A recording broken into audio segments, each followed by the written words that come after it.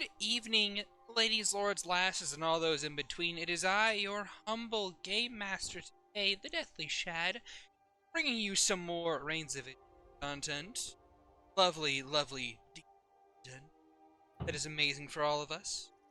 It is the best D&D content on YouTube, some might say. The greatest D&D content. I believe so at the very least, and because I believe it, you should too. Wow. Alright, Trump. Hey! Hear me. I am incomparable. Anyway. The greatest content, the greatest in the world. Experts have told me as such. I will reach through the screen. Throttle you. Oh my god. Don't make me take the girls. Don't threaten me with a good time. I'm talking about the throttling, not taking the girls. Alright. Anyway, remember, if you like our content, to like, subscribe, leave comments, so on and so forth, as we get right into the action. So, well, no, we can't. They actually have people say hi first. Gosh, this intro is so long. Agathar, say hi to the people. New house, who dis? Yeah. Francois, say hi to the people. Francois, say hi, people. Their internet already That's a died. big oof. Oh man, we'll come back. We'll come back to them because I skipped over. Morgan, say hi to the people. Still not home. Welcome. Soren, say hi to the people. Oi, oi. Oi. And Oi, oi. we'll try again. Francois, say hi to the people. Hello. Hey, Oh, there it Helps is. if I Hey! there we go. And Vani is not with us currently because Vani is out at the store buying things. Commerce, capitalism, we need it, Gross. don't we? No. Yeah, anarchy forever. Anyway, so, that is that. Now we can finally officially start. When last we left our adventures, Agathar the Kobold Rogue, Morgan the Halfling Divination Wizard, Francois the Ratfolk Monk, Soren the Ratfolk Samurai, and new party member, Bonnie the Rabbit Folk Smith. Party basically did various miscellaneous things last session, including but not limited to a date that went fairly well between Soren and Enwin, at least until they went to slam poetry, and Soren got basically hit with a gut punch of a poem about how he had about how he was betrayed by his master. Come on and slam. And welcome to the jam. Yeah. To the jam. Don't worry about the samurai walking out crying. Yeah, very fun stuff. Then there was, I believe, a bit of content between Morgan and Agathar as they hopped on a train to places unknown and began to visit each other. As Morgan attempted attempted to basically manipulate Agathar into siding with her so she could destroy a city! At least until he's just like, yo, could we, like, not be nice? He's too He's too sugary sweet. It would be pretty poggers if you didn't do that. Yeah, you would be my It'd be little really pog arcade. champ if you didn't do that, Morgan. And then Morgan's If- like, you know what? damn.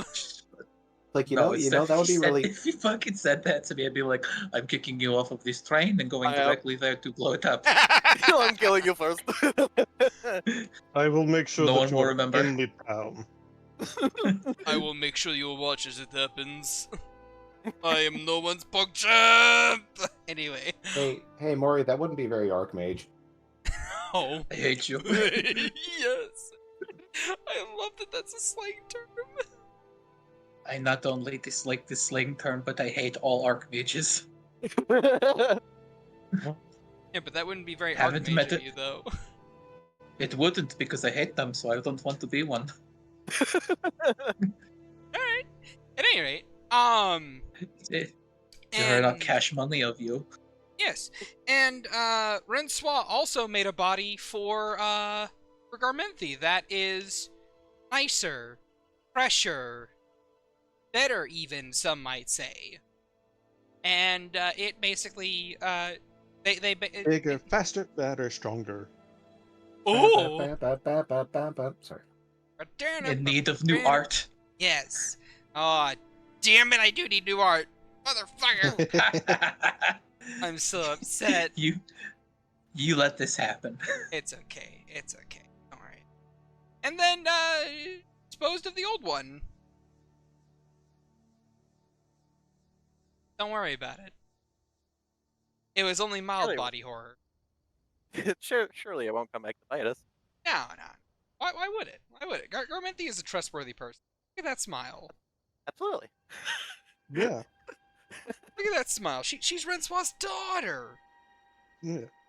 That's Hate it. they grow up so fast. Go back. This must be what Mel felt like whenever she saw Agathar threaten to rip someone's bones out. That's Gross. my boy. Anyway, and now we come back to Morgan dealing with Agathar and his wholesomeness, and more memory delving in today's episode. Today's episode of the Rains of Vitrium. Maybe, finally go to Vori at the end of this session. Who knows? I certainly Not don't. if I have anything to say about it. It's not like 3 more sessions. 3 more sessions. Anyway, Each episode. look at your fucking We had each episode when you go to Xanadu. I forget what memory we left off on. it was Do you after. remember? Yeah, Agathar asked to see their meeting for the first time from Moi's perspective. Yeah. From Morris's It was perspective. left with a very sweet meeting of older Agathar standing beside younger Agathar, and Morgan going, "Damn, they look nothing the same." I said something stupidly profound. Yeah, you got to see the Oh yes, younger I think I Agathar's- said. I never had the chance. Yeah, Something like that. yeah, it was that. I think that was it. Yeah, you got to see young Agathar's fake smile and then Agathar's tired but genuine. I think we're like walking through this memory. We go in and you watch as Morgan steals like rare reagents from your mom. you know, this is a this is a memory. I don't think it's gonna work. Well, no. You see the memory of Morgan steal the stuff as we're walking through it. Oh right. Oh, Because I stole like potion of speed reagents from your mom. Yeah, Like fucking- session 1. fucking yoink that shit. Yeah. I rolled in the rolled 1d. Yeah, that is just stealing from Mel. That's risky even for me. Like I knew anything about her. This That's was fair. exactly like we go to the tape. We go to like where we were eating. It's like this right here was the moment I immediately disliked her. She knew far too much, and continues to know more than she needs to or has any right to know. That's Mel. It really shouldn't be anyone. Yeah, but when you are paranoid about everything like she is, you tend to want to know everything, especially if. I mean, it seems like maybe she knows of your master, so maybe they met at some point. Sabina, maybe. I think so. Sabina hasn't left Viore for as long as they recorded history. Yeah. So hard to say. Yeah. Knows of her, at least. Well, I guess we'll get the opportunity to ask Uh, if Mel or Sabina? Sabina. Both options are not good, in my opinion. Yeah. I mean, it's not. I don't want to say it's not that important, but if she has anything to do with, well, me meeting up with Mel, then maybe I would like to know why she did it. Who, Sabina? Yeah, in the journal, Mel mentioned that maybe she just mentioned a witch. She didn't mention Sabina, so I guess this is based off of assumptions. There are not many witches and of any kind of acclaim that I know of in Viore. I mean, there are certainly hags that call some of the darker forests their home, but the Witch of the White Woods has a title to her. Might be her, but I guess we'll find out. Shudders. My master and I have a complicated relationship. Kind of seems that way. I would say Mel is more, at least outwardly, pleasant and warm to speak to. Not the same experience with Sabina. Ah, well, that's good to know for whenever we meet up with her. Oh, you will need some things before we reach her forest. Yeah, we have quite the to-do list. Yes, though we will be stopping at the Circle of Swords for that apprentice, now Yeah, Archmage. yeah.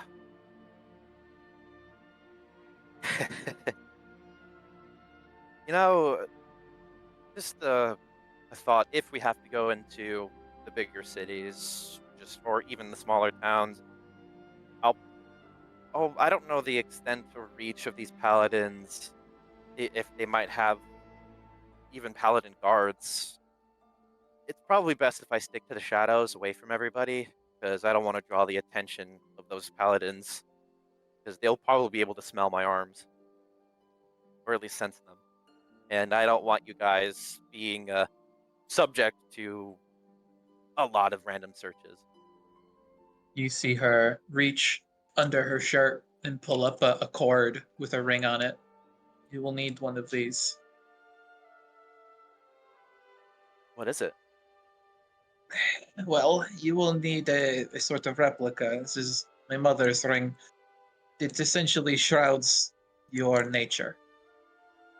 Their ability to detect undead or curses or necromancy is dampened or entirely stamped out. It was the only reason I was able to run. Okay. They had to depend on dogs and scent alone to find me in many Right. of the situations while I was being hunted. That's right. Stick to the shadows until we can secure one of those. I'm certain Vitrium has them. They are not terribly rare. Even say they are uncommon. uh, well, if I have to attune myself to it, we might run into an issue. Oh, I'm attuning myself to a lot of things at the moment. I kind of need all of them.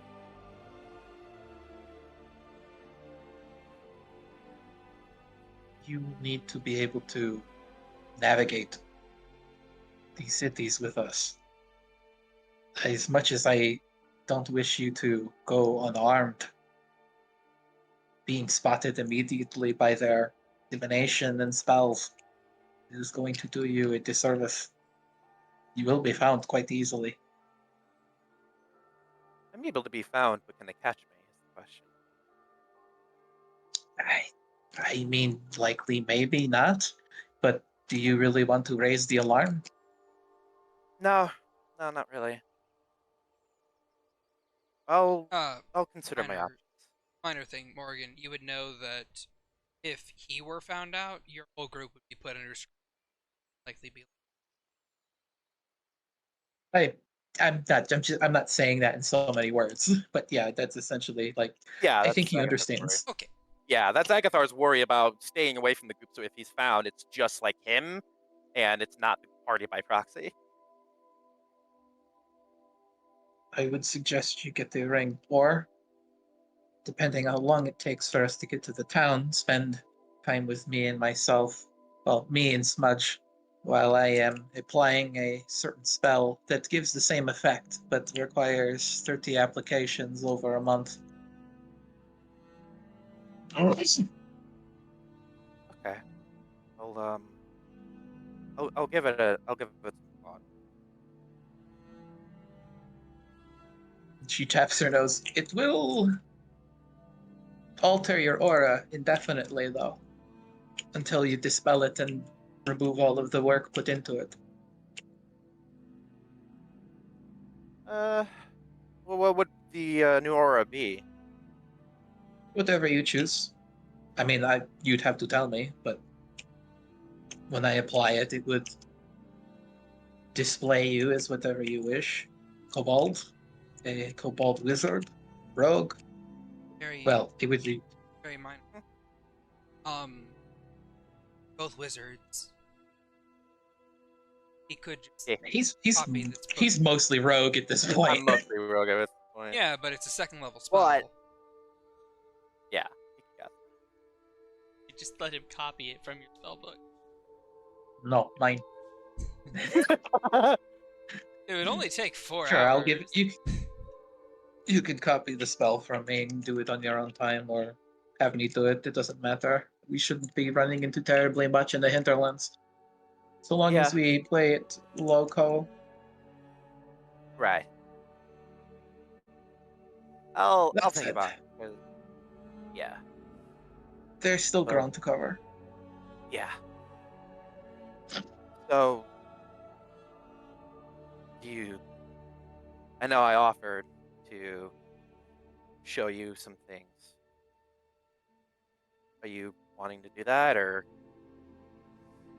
We could go back and forth. I show you something, you show me something. So long as we are connected. She holds up her hand where a thread is connecting us by our ring fingers. yeah? I would All right. caution you not break the link. She tugs as you feel it tug.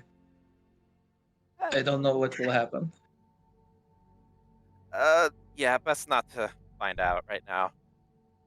I only have so much of my soul left to give. Would rather not lose it into the ether. You and I both know you would readily give it to the next person you see if prompted. Let's see, that's where I've learned to be a bit more cautious with this kind of thing.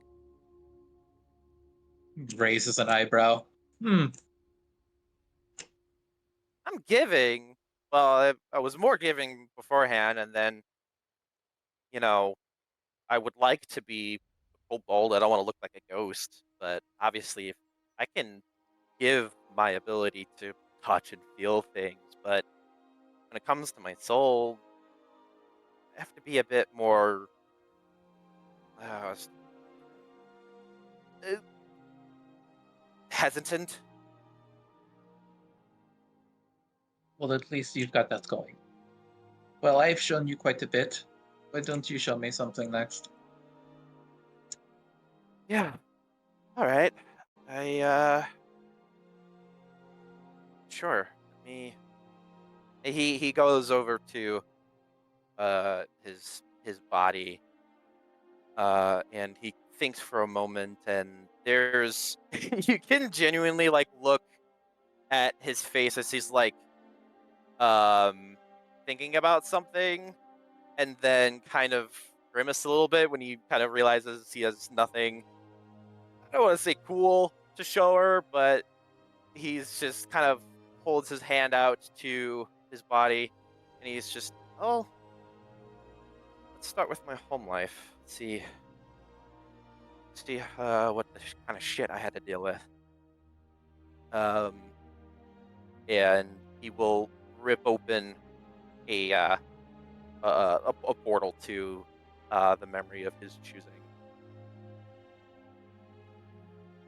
Okay. All right. That's Hair okay. expands, and we arrive in a location of your description.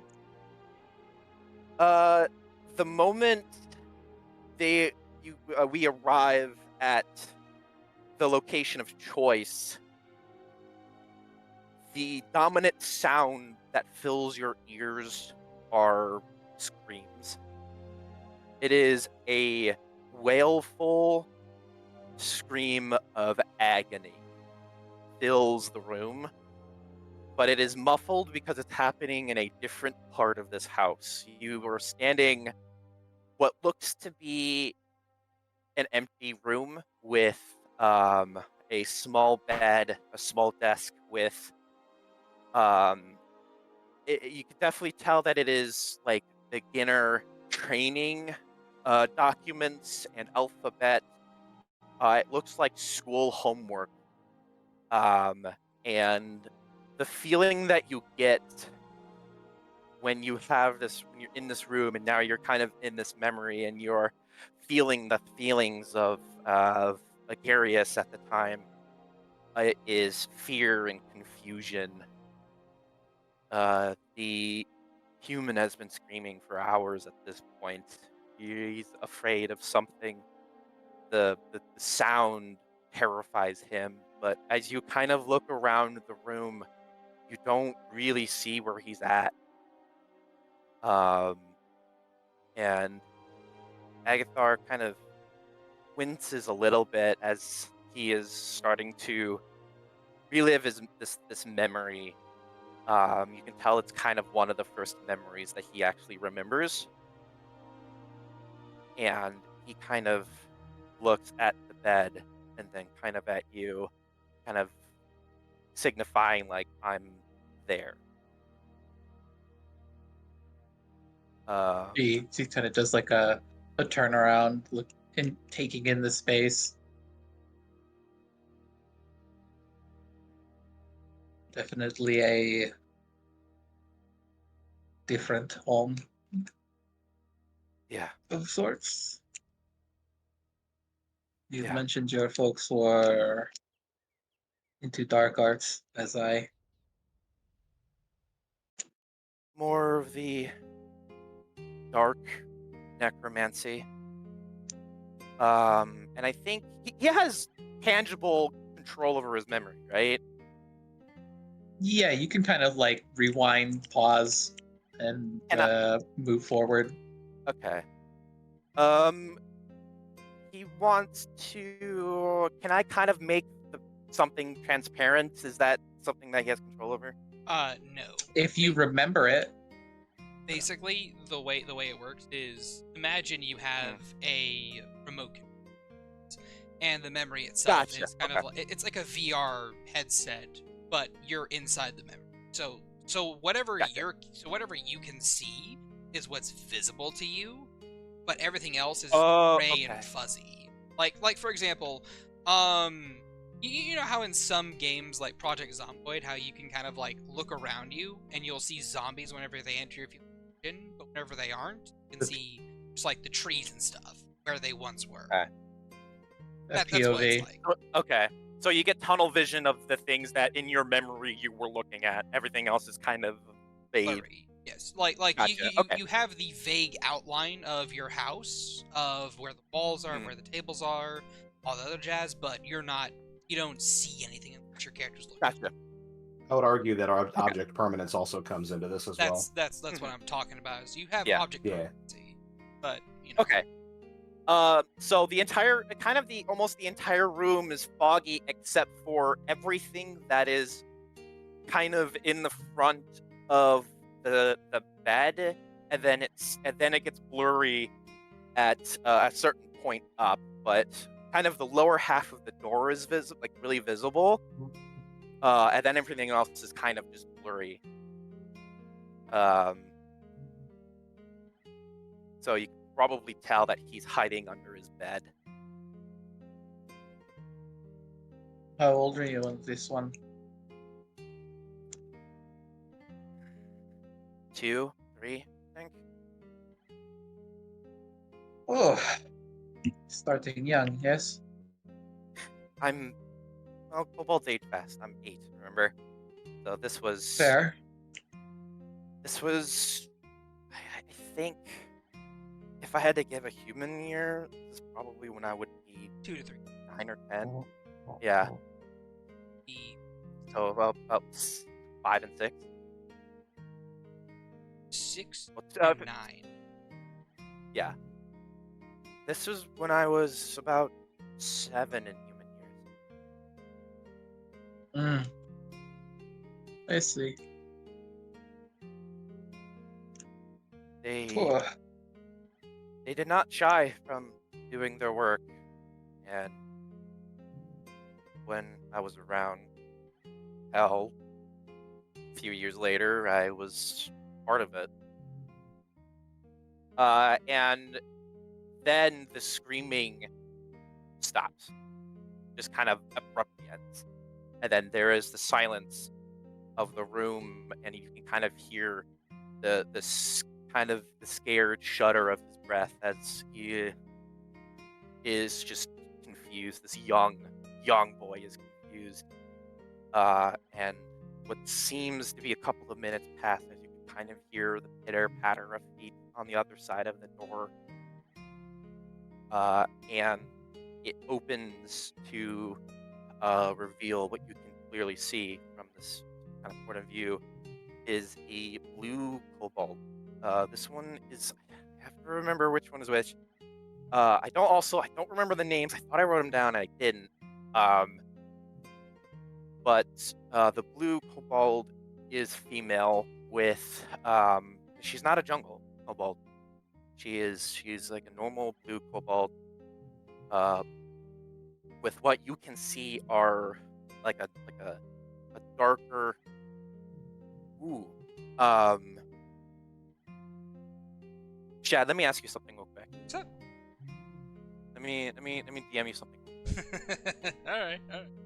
ooh. That's secret. Mm-hmm. Yeah.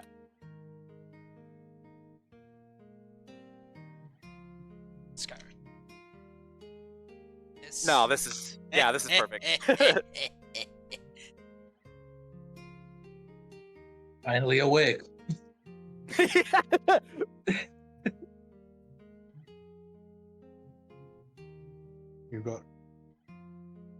You got caught in that ch-ldr-n ambush, same as us. Yeah, figured. Okay. Hold on. Duh.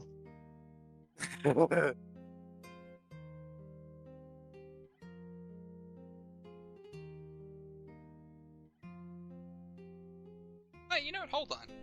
Describe it to. Yeah, definitely. That one you can see. Yep. I will say, Morgan, you'll notice that the colors are currently gray and muted. The one color that seems to stand out is the blue coloration of it, other scales, and this ethereal blue thing that she's holding, this ball of energy that is twisted into this visage of a Vaelyn face, silently screaming. Gross. And you probably know that's a soul. They were trying very hard to scare you into, well, desensitize you to this sort of thing very early. Yep. As you'll probably hear later on, start them young so they get used to it. Ooh. And the mother does whatever she does to this wailing soul and disperses it to wherever she has planned for it. But She pockets it into a jar. Forms an She pockets it into a jar. She puts that jar beside a wall of doesn't ollie oop to get it on the shelf. mage hand. collecting your giant hearts and tearing tiny- love apart. a tiny trampoline. And Agathar now could probably 8 more souls.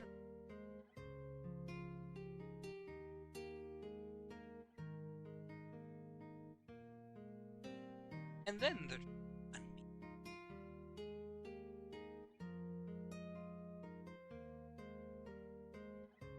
Seemingly working on some sort of ritual.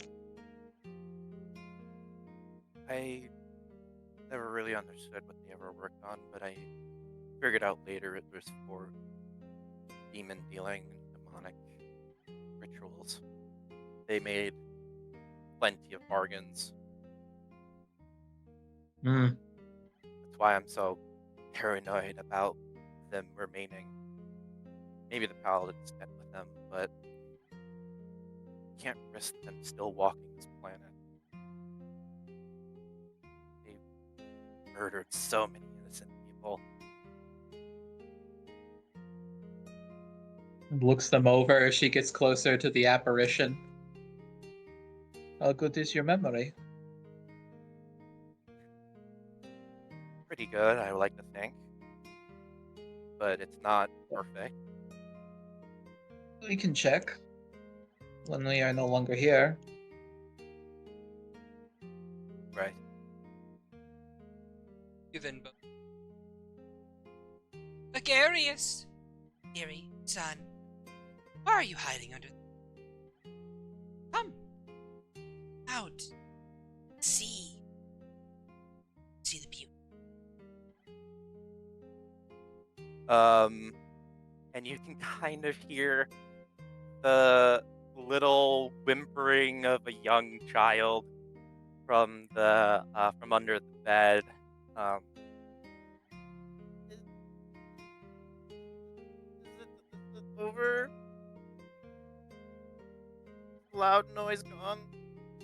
Of course it's gone. What remains? Come on. I see you. See you. Let's get used to. Especially. Daddy with.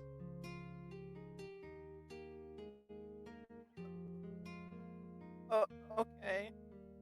And you can see crawling out from under the bed, kind of shaking still, like mustering whatever kid bravery he can to face this noise. You didn't think it was possible to see a very tiny Agathar, but there he is, coming out from under the bed with these kind of tan-colored homemade clothing. He is tiny, he is thin, and he is scared. But he looks at his mom, not understanding whatever the hell she means by the beauty of it, but good boys listen to their mother. So he slowly, shakily kind of starts going to her, and slowly kind of reaches for her hand. Or no, he kind of asks for uppies. He kind of goes to her side and then kind of holds his arms up. She smiles and picks him up. See. Other something. See it, can't you? He looks at it. I think his vision is still gray at this point. Then he just slowly nods. Yeah, it is scary. So, see, you have a person's soul. Then you have a specter that's left behind. Depending on the particular state of mindset, kind of spirit, they distracted, captured in that moment. This is what we call tortured soul. Someone. Horrifically so. Capture with the essence of agony. Of utter agony. That can be ever so sweet to some creatures. It's like you're the essence of innocence and its belly. He kind of gives like a little like kind of kid giggle when she pokes him. But he looks at the jars, and there's even in his youth, you can see it in this memory too. You kind of feel what he feels. You can tell that he doesn't understand why that there's a pit to his stomach in this moment as he looks at this jar, but he looks at it and he doesn't get it. He doesn't understand why this is beautiful to his mom, but if it's beautiful to her, then it must be okay. So he kind of is distracted when she kind of pokes him and kind of lets out a little like kid giggle. But he's still pretty shaken from the event that happened, but he is feeling a little bit better.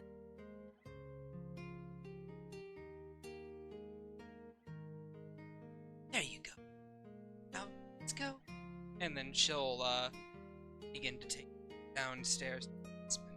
And if you want, you can scene transition to the next member you wanted to show off, or I can continue with this one. He just kind of stares at. The Mandarin pauses as the glass, the tray of these souls, everything is in gray and black, like gray and white essentially, and he's just staring at these jars, and then he kind of glares in thought as he is just looking at these jars. You know,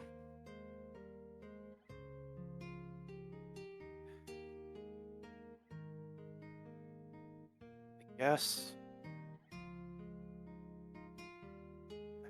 I never understood why I was so different than them, that I never picked up on they wanted me to do. I just couldn't. Even at this age, I knew something was wrong. I never understood why, but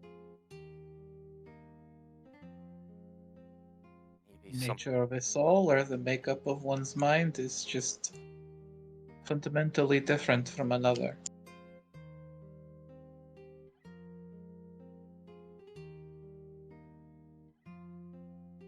You came out good while they were not.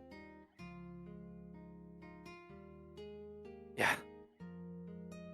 I'm glad that I did.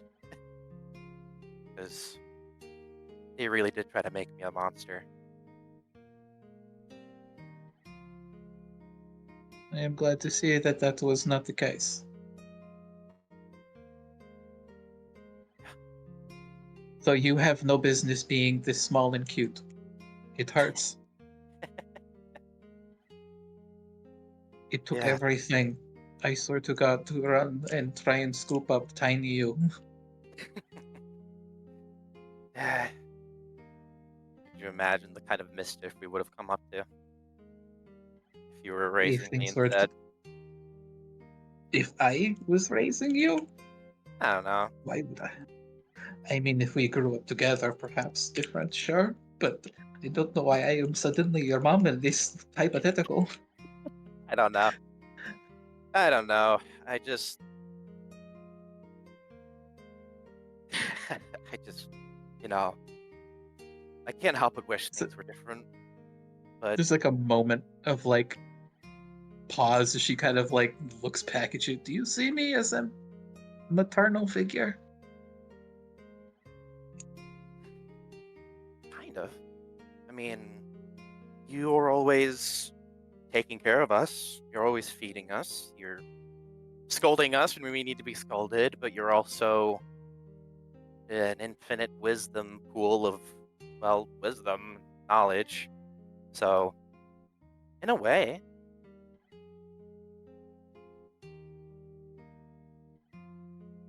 It's just a weird moment where her eyes are moving back and forth, coming to maybe not realize something, but just like, huh.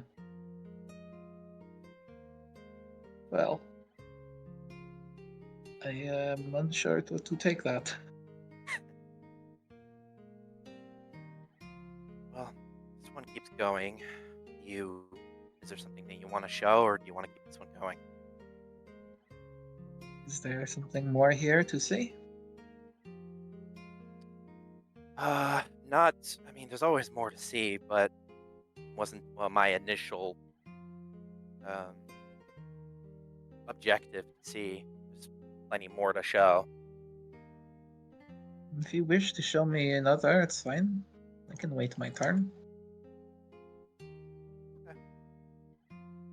And his hand moves to the side as you see time like just advanced rapidly, and a couple of years, actually more than a couple of years, about 4 years pass, as you find yourself in this hallway with a more of a very similarly grown up Agathar or Megarius. You're not as cute anymore. That's fair.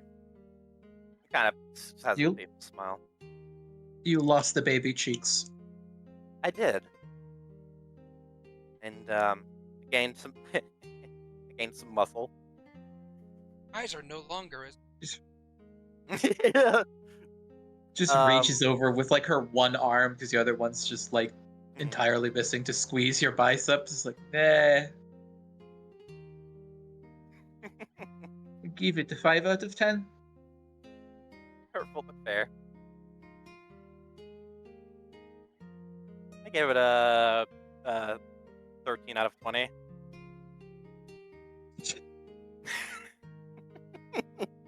An odd way to measure, but okay. Our nosebleed for a moment. And you find yourself colored, like the vision is like normal at this point. You see a bit more of a grown-up 6-year-old Agathar, Agarius, holding a kind of a tray of just slop. It just looks like prison food. And he's staring at this. I'm trying to think of it. It's just like like an end table almost that kind of is pushed up against the wall, and it has just kind of stock photos on it. It literally is just like sky and then forest and then just kind of this random splatterings of decoration and a human skull on it. And Agarius is kind of staring at this end table, and you can kind of feel the courage to do this thing that he just has to do. And swallowing his anxiety, he reaches under the human skull and pulls its back right set of molars, and then it sort of detaches as it kind of clicks, and then the wall shifts slightly as he kind of opens up the secret chamber to the basement, but like the cellar, and the whole wall kind of pops out and then can slide aside as there is just kind of a darker staircase, but they don't need lighting for the staircase, they have dark vision. From the background area out. Agarius, remember, when you feed them meat, do not get too close to the cell, otherwise they might try and grab you. I understand, Mom. Good boy.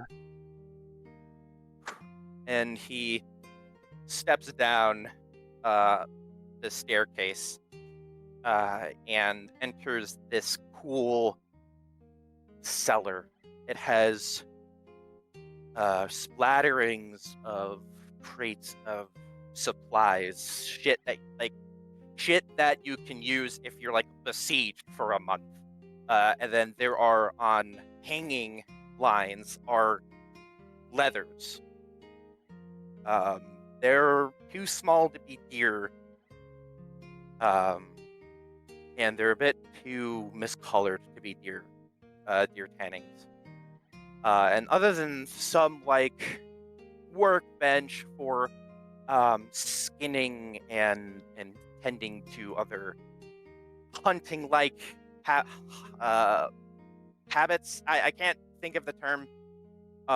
There is a corner cage. There is just literally like a cell down there in the corner.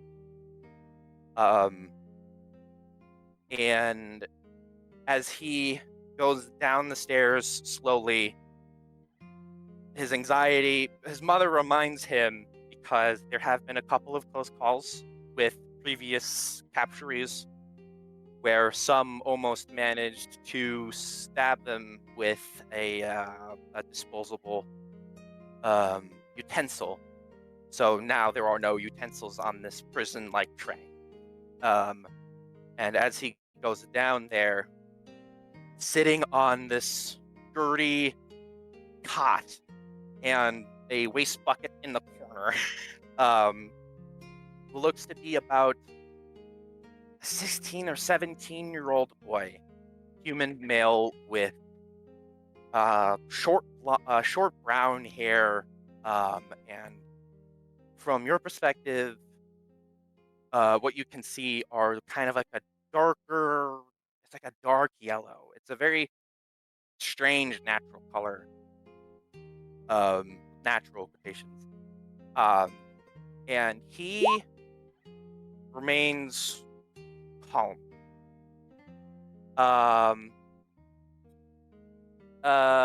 He is assessing, sorry.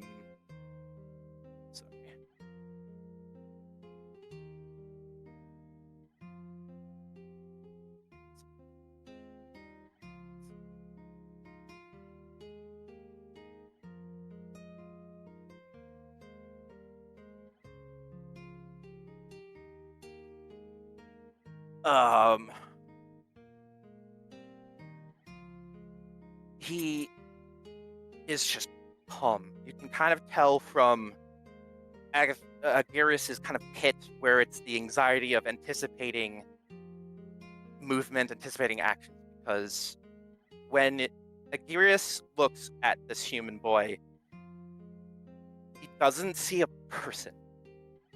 He kind of regards him like a wild animal. It is a very kind of strange sensation where there is something there that he doesn't want to hurt, but it's more in the sense like you wouldn't punch a dog, if that makes sense. Right. Agathar would be a veterinarian for a human, if that makes sense, because he doesn't see them in this moment as a person. And so he begins to kind of slowly descend down the stairs. When he gets to the bottom, he kind of proceeds to a part of the cell that is a bit more higher put, so he can kind of slide the tray underneath. He kind of approaches the cell, kind of staring at this human who does now kind of see him coming. Human kind of like looks over at the kind of like his brown hair out of his eyes. It's very long, unkempt. Looks at him with the kind of like Small smile. Hey, little guy. Thinking y'all might have got the wrong person. Know why I'm here. Mind telling me? Crouches down low and smile. Geras kind of flinches a little bit as he's addressed by this human, but there kind of is an immediate curiosity because the other humans kind of yelling at him, screaming at him, demanding they let him go, they burn in whatever hell that they crawled out of, or they just stick to the corner kind of weeping, begging for something to save them, but never been addressed by a human like this before. And Geras kind of doesn't really look at him, but he kind of mutters in reply, I'm not supposed to talk to you. I am just here to feed. And he kind of sets the tray down and kind of uses his... You can kind of see him just set it down and then do kind of exaggerated hand gestures to cast Mage Hand. And it kind of sputters to life. It looks like he's still figuring out magic. But he conjures up a Mage Hand and kind of shoves it slowly under the hole of the cell. Oh. As he does so, this teenager just kind of like chuckles. Like, well, if you ain't supposed to be talking to me, then why you talking to me anyway? In hell, already started a bit of a conversation, haven't you? Might as well continue it, right? New magic, right? That's pretty cool. Nice little magey, magical hand you got there. Got anything better than this to eat, though?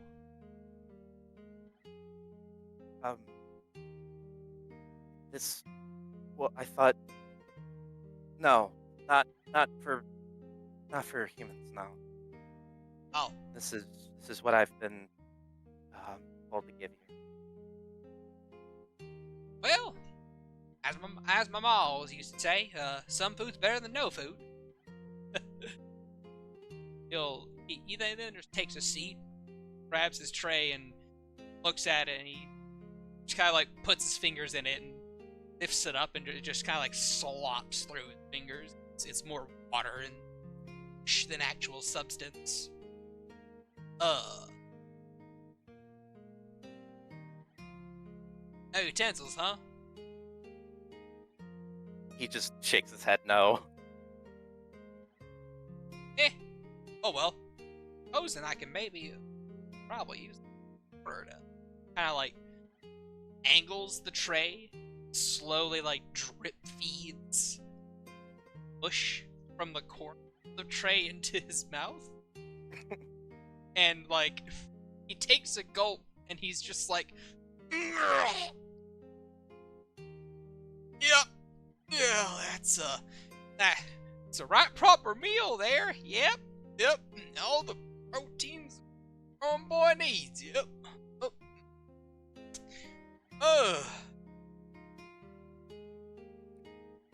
Geras kind of like is like turned to like leave because he's not allowed to communicate with the humans, but he is too invested in whatever the fuck is happening here.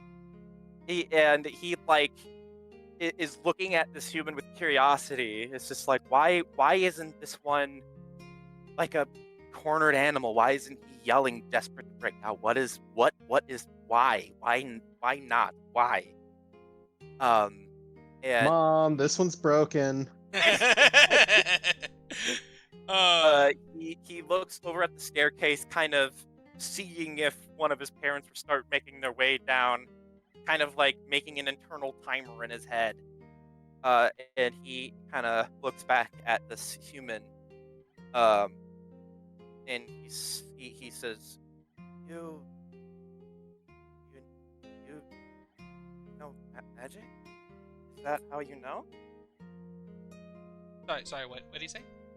He says, "How do you know magic? I mean, do you know any?" No, I don't know magic. All I know is that you did the little like wiggly little finger thingies, and a little magical hand appeared. So that'd be magic, right? Well, yeah. Oh, You're, there you go. uh, he then takes another slurp of his slurry and just gags, but then just still smiles like, ugh, it's got a little bit of kick to it, but it's tasty, probably. Ugh. he looks at the staircase again, looks back at this human. Why aren't you yelling? Why aren't you trying to break out? I mean, like, why? You seem very not panicked. Well, panicking wouldn't do me no good, no how anyway. I mean, sure, I could go about hollering and whatnot, but I'm underground, the cave. Here reckoning the people who put me right here underground in the cave, put me here for a reason, so as not to be too loud, right? Then there's the cage. It's pretty sturdy. Wiggled them there bars over there for a little while, and they ain't budging. I can't squeeze through them. I'm too big, you know. So wouldn't do no good no how. So why bother? I ain't gonna be wasting my lung like that. His head kind of tilts. Yeah, right. I suppose. I need to. I need to go. And he starts to kind of. Oh, hey! It is. Before y'all go,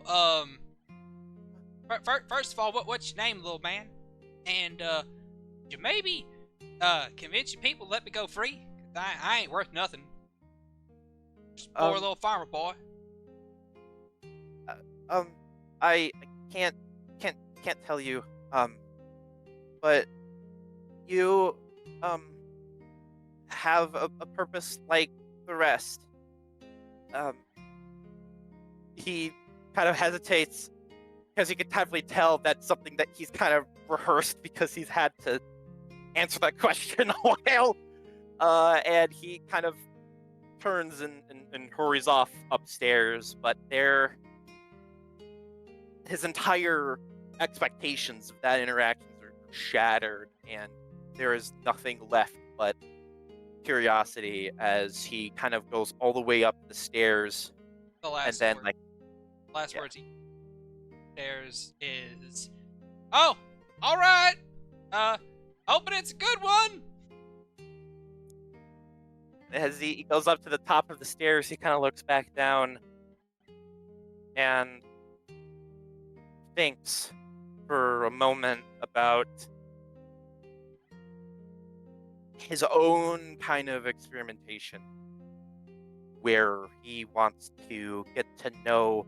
He wants to talk to this human because it's something more than his parents have ever explained. This one is not a wild animal. This one speaks silly, but it makes sense. And so he kind of begins a thought of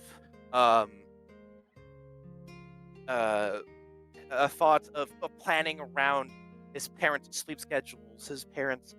His dad is currently out because they were missing a key component of a ritual, so he's going to be out for a couple of weeks. So he's planning around his mother's movements as he goes back out the door and reseals it. But time stops and then quickly reverses to pause where the basement is fully visible. And when our souls are able to have like a stopping point to look at the scenery, Agathar is just standing next to this human, and he's just staring at him with.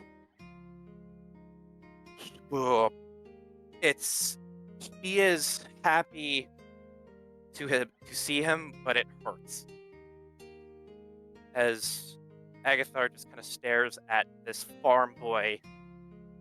In this particular moment, where he's just kind of like crouched a little bit, like ready, he is like mid-addressing Agarius.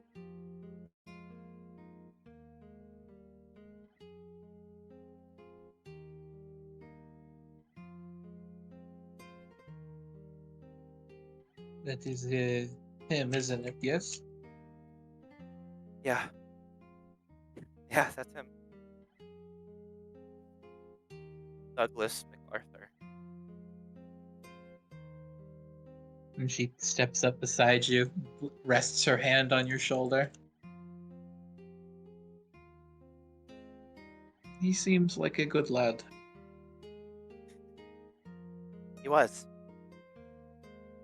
Just not afraid, but filled with curiosity. And he wasn't the smartest, but he was wise in his ways.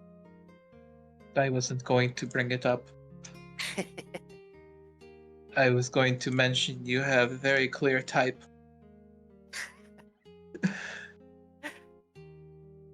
I didn't really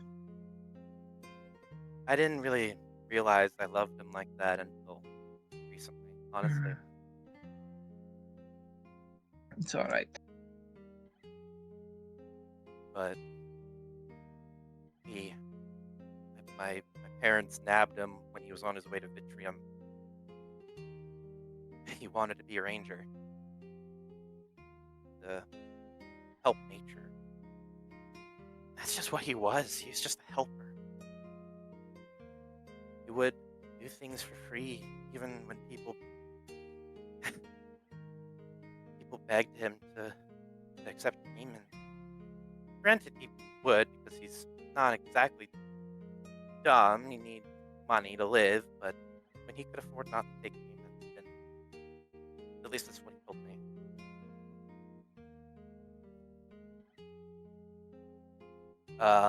And time kind of flashes in a moment where the interactions between them get longer and longer as the feeding times come. And one night when his mother's sleeping, he goes to the basement after like day 5, and just talks to him, and he starts out having like a notebook, writing down his like whatever he observes. Douglas, it's like very scientific at first. Douglas remains domesticated. Douglas is helpful in receiving, like, it's very like scientific medical terms, but as it goes on, it kind of turns into more of a journal as Douglas, or Doug as he likes to be called, tells him these wild things, tells him these stories of the outside world, and how he how he wrestled a small bear that was going after his beehive. And Agarius is just enthralled in these stories, and this kindness and compassion, where it finally within himself something clicks. It's like, oh, no wonder I have had a pit in my stomach as I've helped with these dissections on actual living people. It's because it's wrong. They're people. This, what I'm feeling, means whatever my parents are doing is not right. It's not nice. It's not kind. It's wrong. And after a day or so, Darius takes a big leap of faith and goes into the cage with Douglas. And nothing happens. Douglas doesn't pounce on him. He doesn't take the opportunity to bolt out. He just remains there. He doesn't break his trust. He doesn't deceive him, and they just talk. And go for it. quite literally, Morgan probably face palms. But No. But the explanation that Douglas gives for why, like, obviously Agathar asks, why aren't you running? Why aren't you bolting? Why didn't you attack me or anything like that? He's just like, no purpose. No need. You're a good fella. So, hurting you ain't gonna be doing me no good. Ain't gonna be doing you ain't gonna be doing you no good no way neither. Not to mention, if you can do little bitty magic, moms and pops up there can probably do big time magic, and I can't deal with that. So, what am I gonna do? Run up the stairs? Run out the front door? Get caught? Put back in here? I'm gonna insight this memory. Go for it. 12? What are you inciting exactly? Yeah. Whether or not Yeah, what he's saying is not just something to tell you to get you to relax, or the fact that he's chosen to stay because he wants to help you. Genuinely chosen to stay to help him. Side eyes, Agathar. Not to mention, I'm pretty sure if I escaped, Mom and Pa found, and your Mom and Pa found out about you coming in the cage with me, happy about it. That means worse for you. I'd hit you. Yeah, they would get upset. I mean, my dad might,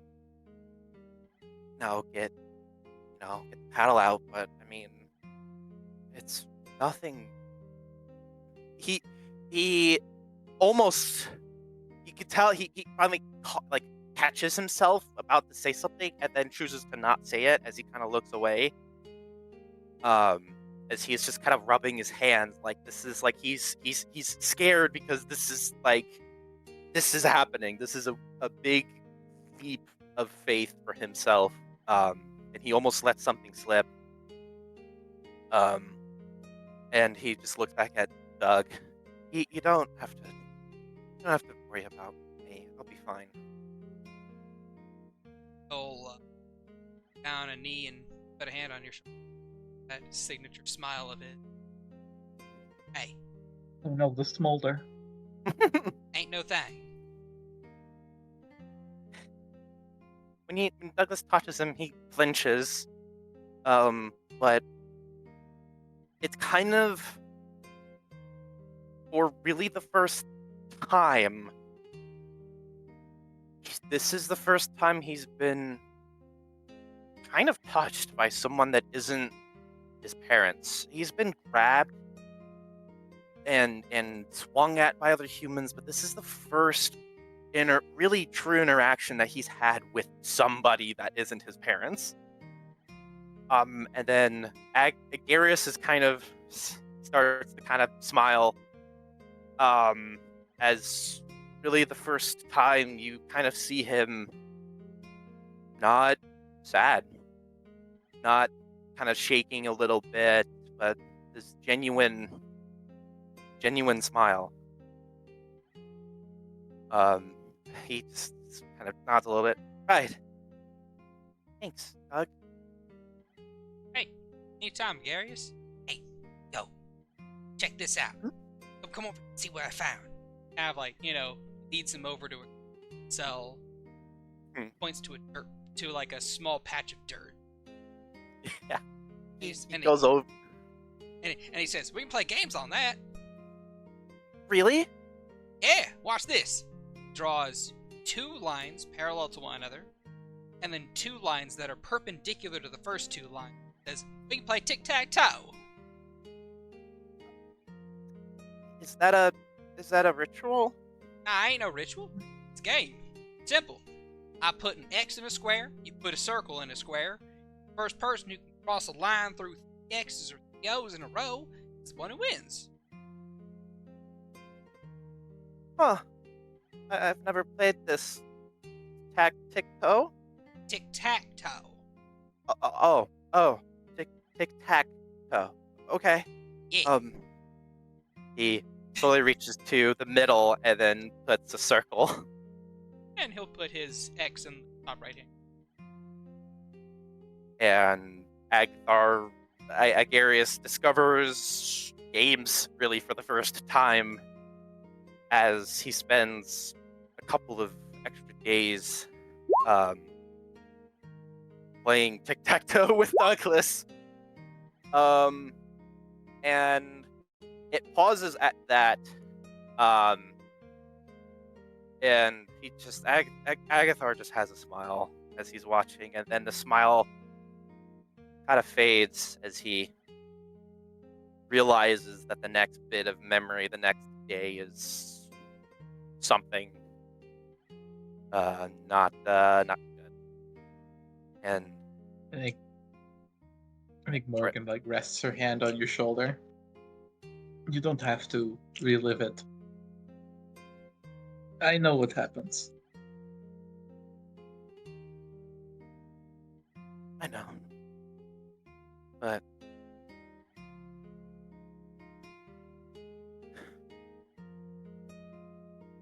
I think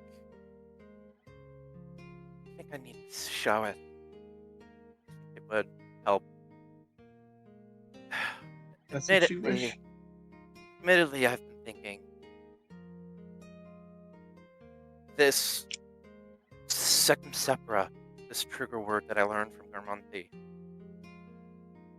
I don't know what it does, and I don't know who it's for, and I can't come up with any valid price for it. So, Does it sound like witchcraft, Shad? No, it does not.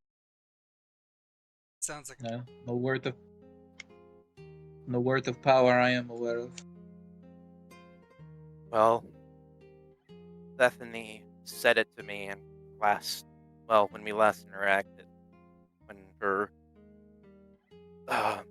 snow body, the player can't remember the simulacrum. Thank you. I couldn't remember the word. Her simulacrum melted away after Gustav took a picture of us with a camera. It seemed like she was actually lucid. Like her entire personality that we know wasn't there, and she begged me to remember that word. I don't know if it's for her. I don't know if she said it to us so we could either free her or stop Lucas from doing something. I don't know. It has been eating at me. And I'm thinking of a personal price that I would forget him in order to learn something that might be able to save a lot of people. I think she flicks your nose.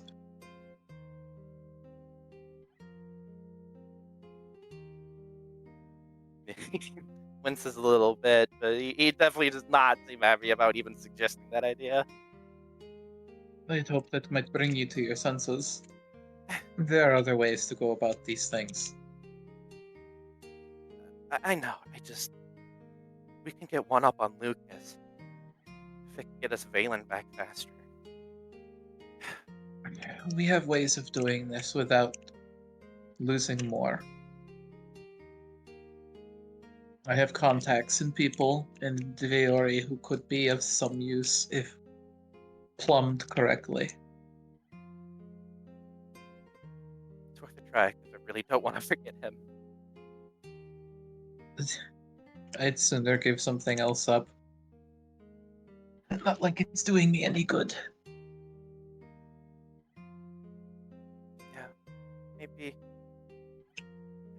we'll figure it out. You don't have to give up anything. like you said, you have contacts. We might be able to learn in time. It's just a lot of what ifs. And I don't like knowing things. I don't like not knowing things. Well, get used to it.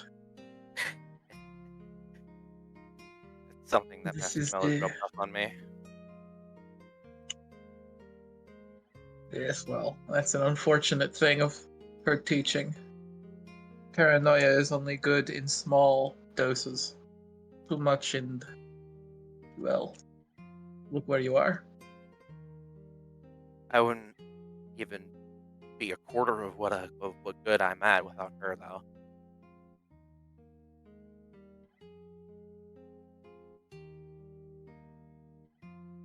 I All feel right. like you have more ambition than you're willing to sell yourself. There Yeah. are other teachers you could have been with. That's fair. Now, if I would have been at the college in Soriana, would have been teaching me necromancy. That would have been awesome. But who But would you be then?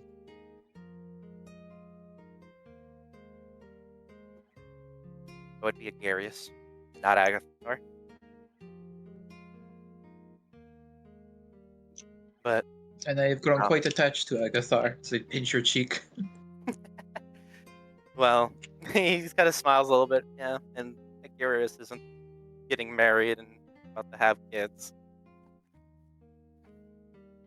God, can't even. Talk this would have I think he deserves the rest. He does. I asked him when I went to his grave. I asked him if he wanted to get brought back. He didn't.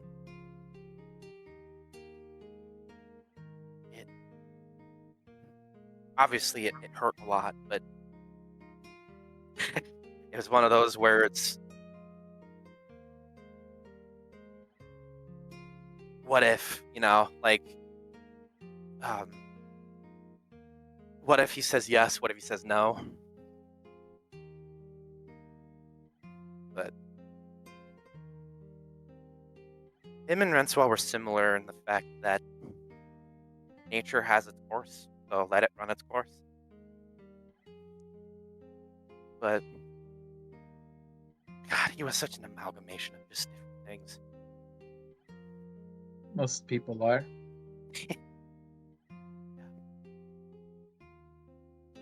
All right, let's get this shit over with. I will.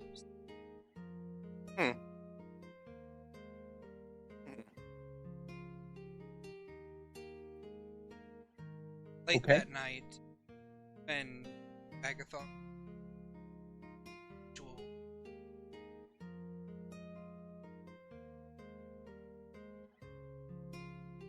I would imagine Ryan. Correct? I think you. Yeah, I think he would have accelerated. I think he's been thinking about it for like a day or so now, but it's one of those where it's like, okay, he needs to do it now. And I think he was too hasty to try to get it going. But I think he would have at least tried. And as you see Agathar run to his and the jingle of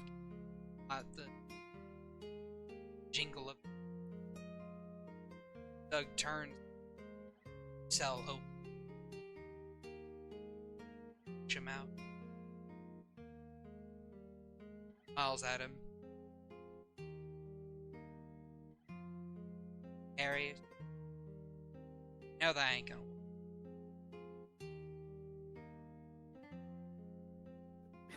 We have to do something. They're gonna kill you, Agarius. No, we have to go to Vitrium. We have to go. We have to go right now. Stands up, walks over to the cage door, out, grabs it.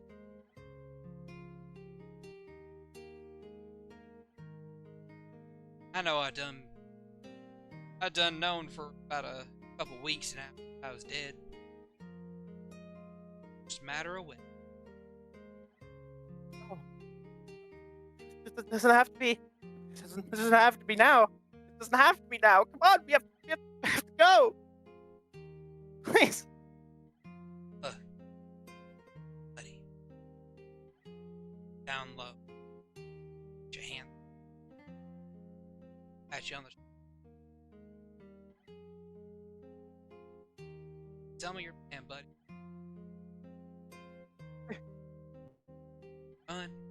Run off to Vitrium.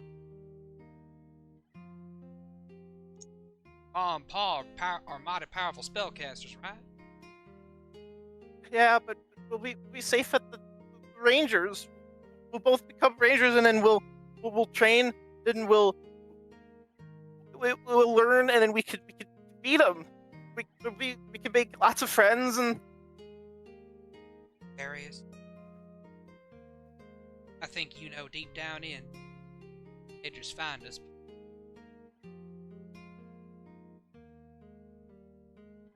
Then, capture me again, probably hurt you something awful. They'd make you be.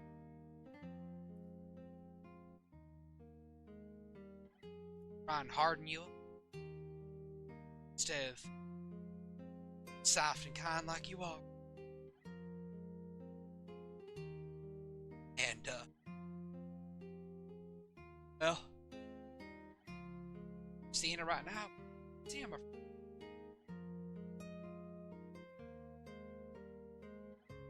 I don't I can't lose you. Look, Darius. Death is happened to us all one day. Yeah, but when you're lying in a bed surrounded by your kids, not being sacrificed on a table. Oh, hey, my pa didn't want to get gored by no bullhorn. But he did. Died 2 days later. Didn't even get a doctor out to see him.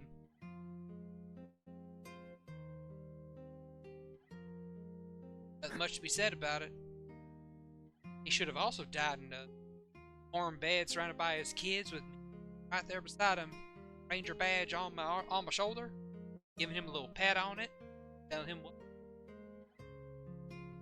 But that ain't how it is. This ain't how it is. It's not fair. I can't stop the others. It's not fair. He reaches the cell and grabs the key, unlocking the swinging it.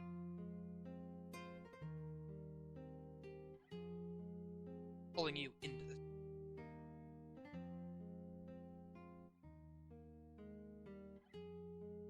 Agathar, Yeah. I can think.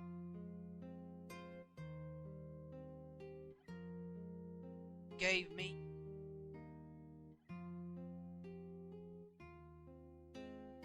I can think. Hey.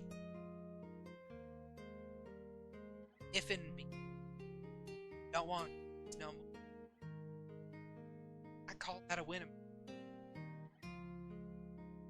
Be someone ran real big. Nice. Ew. Sweet as you are now, might give some people some sickness from all the sugar you got. Arius just kind of grabs his tattered shirt and just like every muscle in this small being just wants to drag him out, wants to just get him out, wants to save him, but he just can't. He can't do it. And he just, with just rivers of tears running down his face, he just looks crushed. But he looks up at his friend and just, I'm gonna make you proud. I'm gonna get out of here and I'm gonna become the bestest ranger, okay, for you. I'm no ranger because of me. What you want? I want you to be alive. Hey. Heaven see it. Count you above. You better. I'm gonna get very angry if you don't. I don't think I can do anything anymore without you.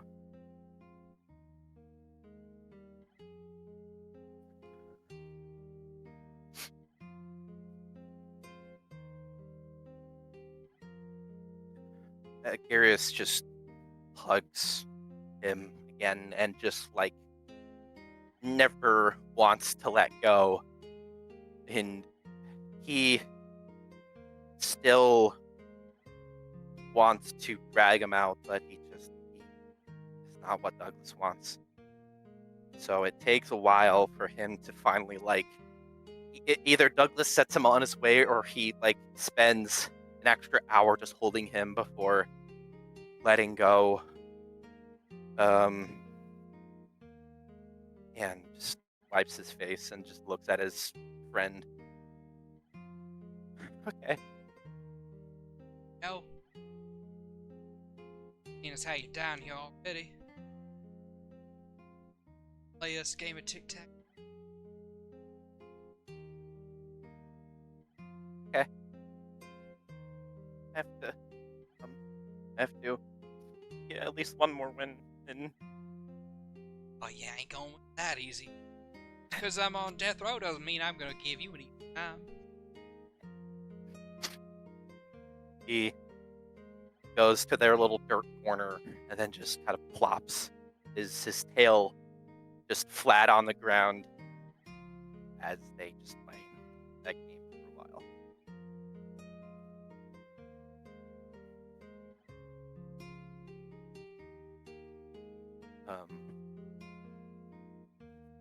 And even Agathar just kind of wipes his eye a little bit as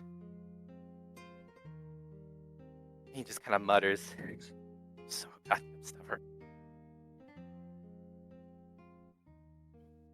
He was essentially just he was so goddamn stubborn. And Yes. even to this day, I never really understood why he stayed. But damn it, I wish I He knew something you didn't know. He was definitely smarter than he at least let on. He really was. But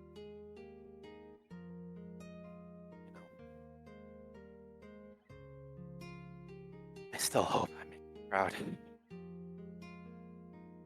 You don't need to hope. Yeah. I don't think you could show shame for this man if you tried. Yeah.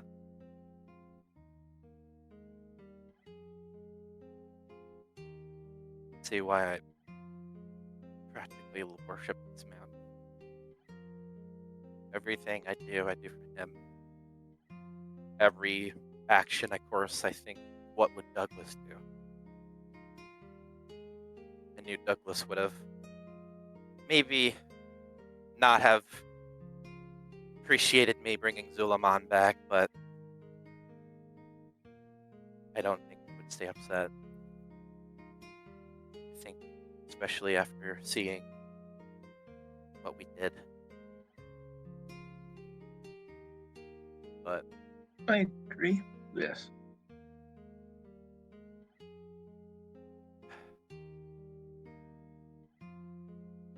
he raises his hand, and it moves to the morning and night. Agarius doesn't really sleep that night. I think he dozes off eventually just from exhaustion, because he has not built up his exhaustion resistance like Agathar has. So I think he just sits on his bed before his body just takes him.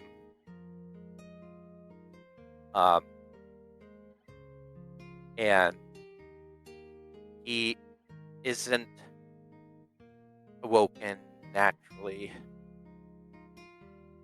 The first things that he hears that morning is a ruckus. His door is flung open as his mother kind of barges in holding a backpack. The emergency supplies that their family set aside for emergency evacuations, essentially. And it kind of shakes him awake as she runs over to his desk and kind of pushes his little spell book into his chest, and he's just like a lot of things is happening at once when you first wake up, and he's, what's happening? We doing it? We're under attack. Need to go. Wait, So calm. huh? And she kind of pushes him out of bed a little bit. He's like, wait, what do you, huh? We're under attack. We are under attack. We are under attack. I need you to... Mommy and Daddy need to go fight a bunch of knights that have come to try and cut our heads off. What? She shoves... She flicks his forehead and says, Son, I trained you better than this. Remain calm. Understand we are being attacked. I don't have time to coddle you right now. I need you to take your spell book.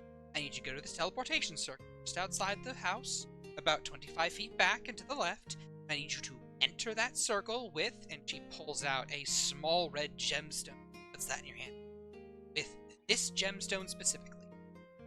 Throw it on the ground, it will activate and take you to a safe location. We are under attack. Mommy and Daddy need to go take care of business, and you cannot be.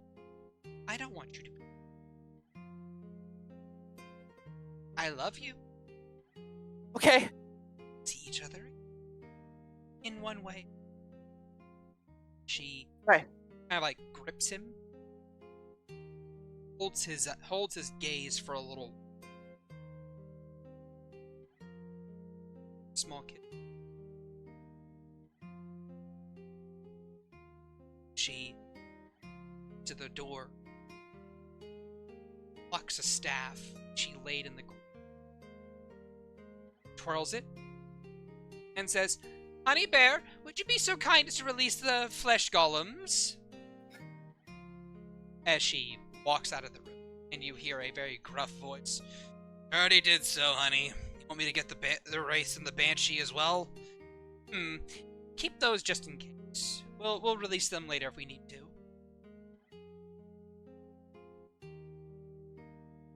Yeah, Agarius kind of looks at this gemstone, and kind of grips it tight, and he manages to look kind of right and left as these these horrifying undead creatures start wavering out the front door, and you can kind of see flashes of these brilliant white lights, the yelling of orders, and the clashing of blades, as Agarius stops looking at the front door, and then he starts following the instructions. And he runs outside to the teleportation circle, and he looks at this gem, and he stares at the circle. He just looks at the gem and stares at the circle. He kind of pans. Damn it, just do it. Just do it. Just do it. Let him go. God! And he turns and sprints back inside. And he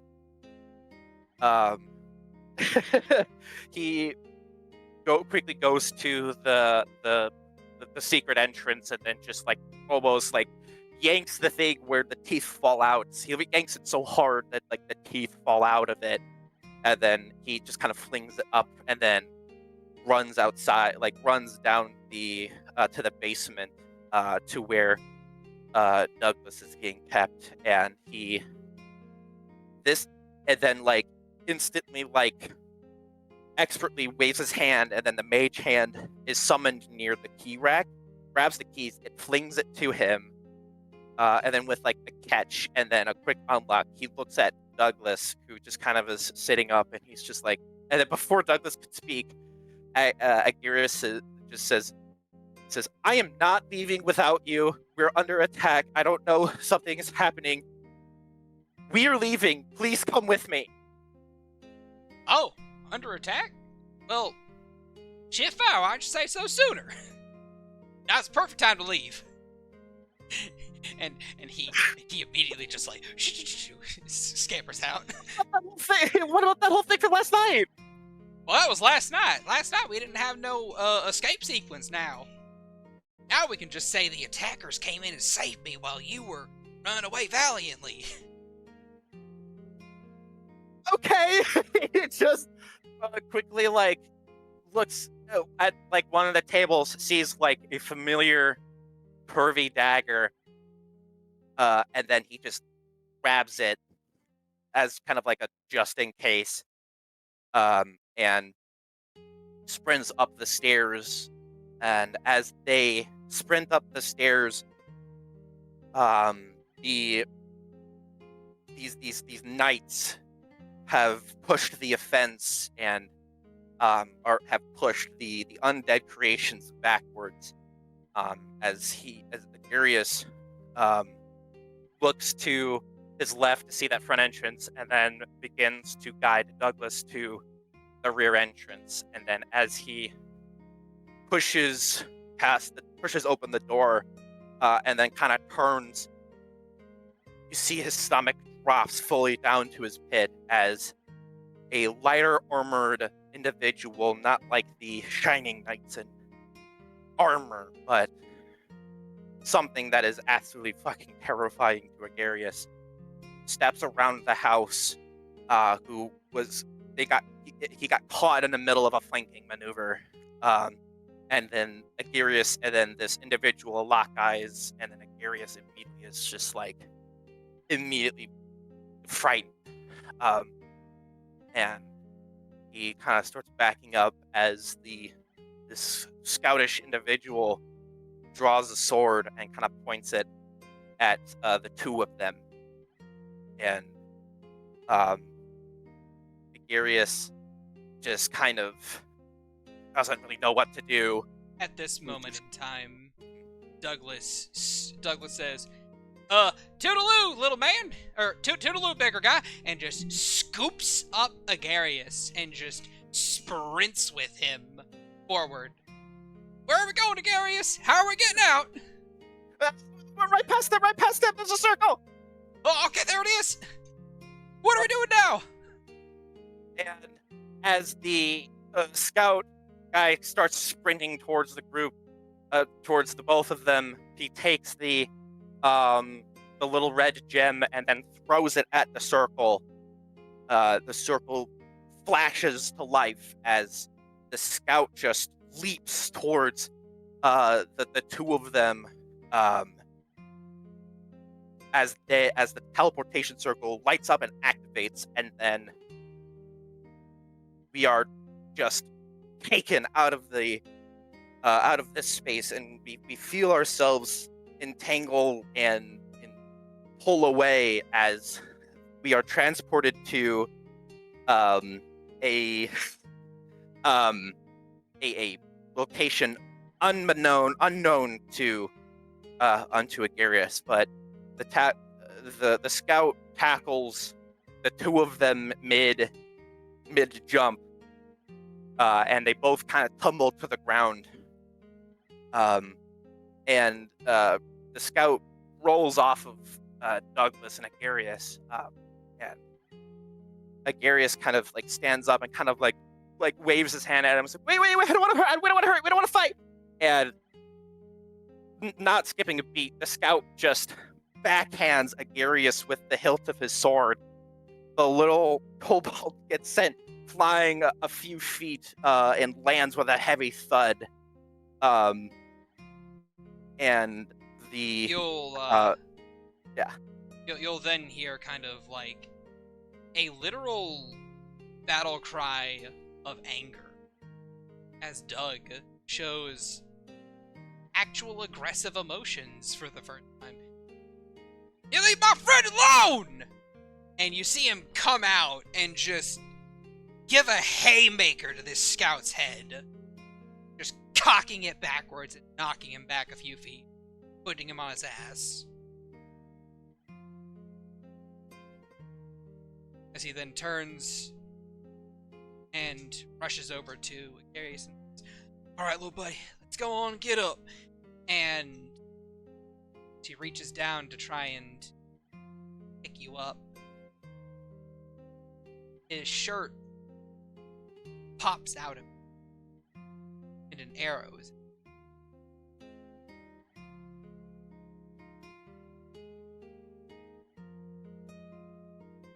Oh! I ain't supposed to be there. And he just kind of slumps. And you see the scout lowering a hand cross. Out. Agarius kind of sees Douglas fall aside and kind of quickly goes to him, kind of shakes him, his muzzle bleeding from the impact. Douglas, come on, get up, please get up, please, Douglas, get up. Can't feel my legs, little man. Get him first before he gets you, though. And he sees the scout raise it for a swing, and then he manages to jump over Douglas into a roll as the scout does like a horizontal slash and tries to go all in with just an instant head lob off the little kobold, but he manages to jump over Douglas and rolls out of the way, managing to buy himself a couple of feet. And he kind of stumbles back, and the scout just kind of turns and growls at him, ready to go after him. And then that's about when Douglas, with like some of the last vestiges of strength, manages to lop his leg into the back of the scout's knee, causing him to buckle a little bit. To give Agathar. And Agarius sees the man buckle, and it almost seems like time slows as Agarius kind of sees the scout buckle, and then you can kind of feel that familiar rage building, and it builds up, and then just kind of just explodes. This man, this filthy human has hurt his Douglas, has hurt his friend, has hurt the only thing that gives him, the only reason that he keeps going. And then you just see his eyes just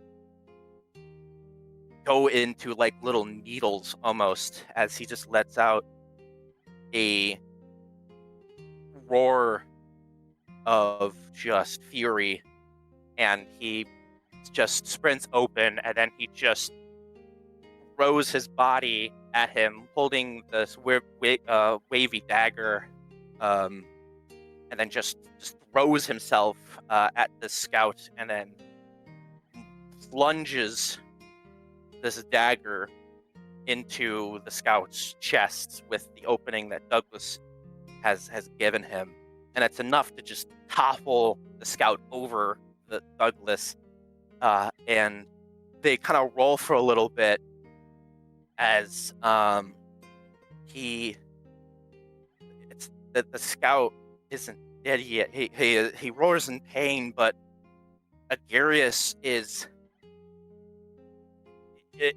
a loose fury, and he leaves the dagger in for a moment and then grabs it and then just starts stabbing the scout's chest over and over and over and over and over, still maintaining this just roar as just blood starts pouring, this yellow blood starts pouring out of the scout, and it's over and over and over and over and over and over and over and over and over, and it just he doesn't just stop stabbing this human. Even after he stops moving, he just is unable to stop stabbing him.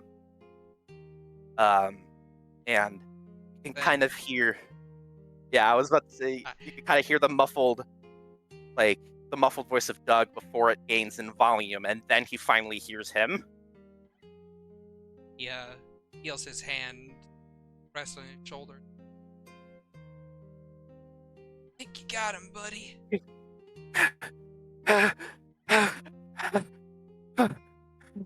Calm down now. Kind of like... Okay.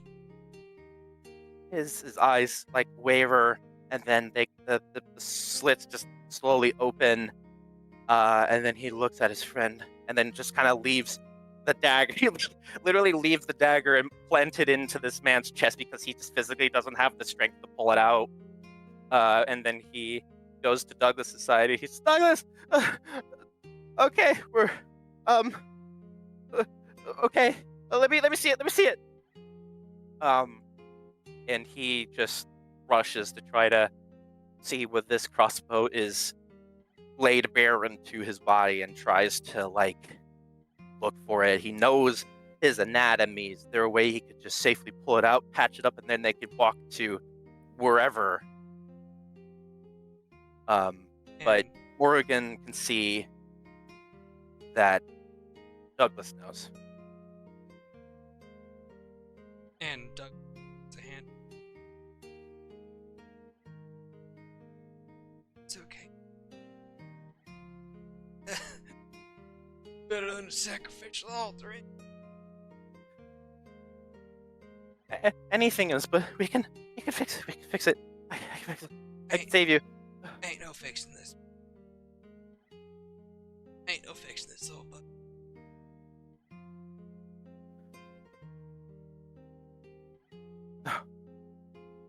No, come on, we can. Hey. It's last. That's the way it shook out.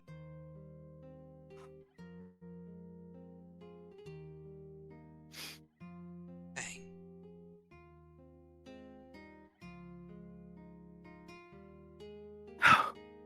No. This is our chance. Come on, just like you said, this is a chance to escape. Please. Hey. Escape. Just got unlucky with it, that's all. Get to see this picture in sunlight.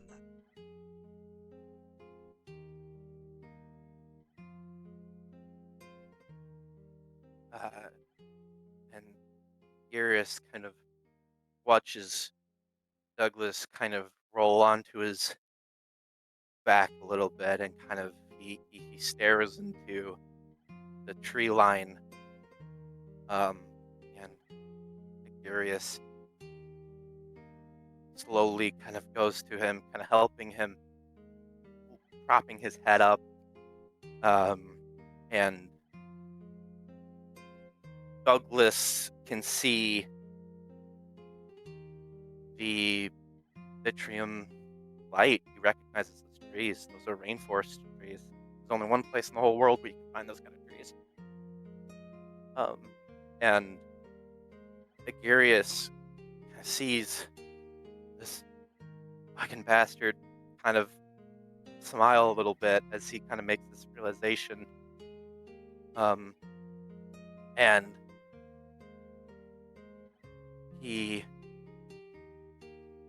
Agarius just doesn't want to let him go. He's kind of like looking at the wound to see what he can do, but Agarius just shakily just holds his hand, and with I think Doug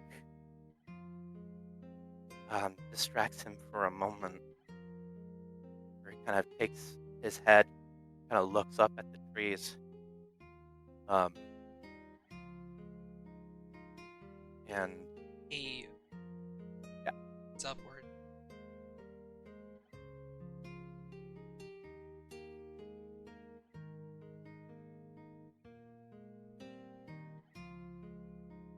yeah, I see it. It's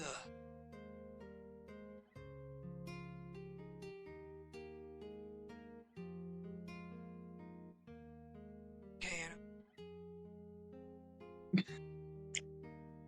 Follow your nose. Yeah.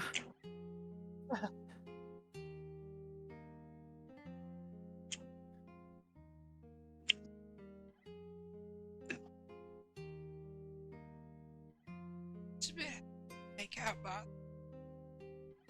Scarlet. Yeah.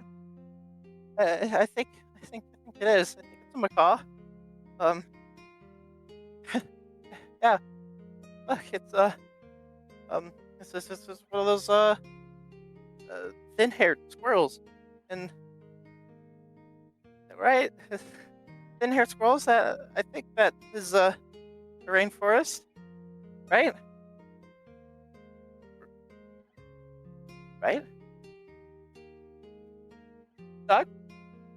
He looks back at Douglas, and his eyes are closed, and he just has a small smile. And Furious shakes him a little bit. Hey, wake up, come on. We have more birds sighting. Come on, please. Wake up. Wake up. Douglas? Doug? Please, no. Please, no, please, no. Stop. Shut up.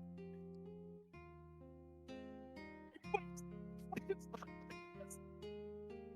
And he holds his head close to his chest, and he just weeps. You can feel in this moment just heartbreak. Everything just breaks as Agarius spends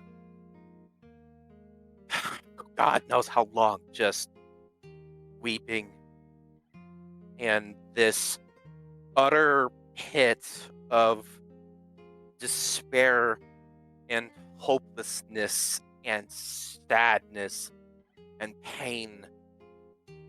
And as he is just kind of physically unable to keep crying, nothing.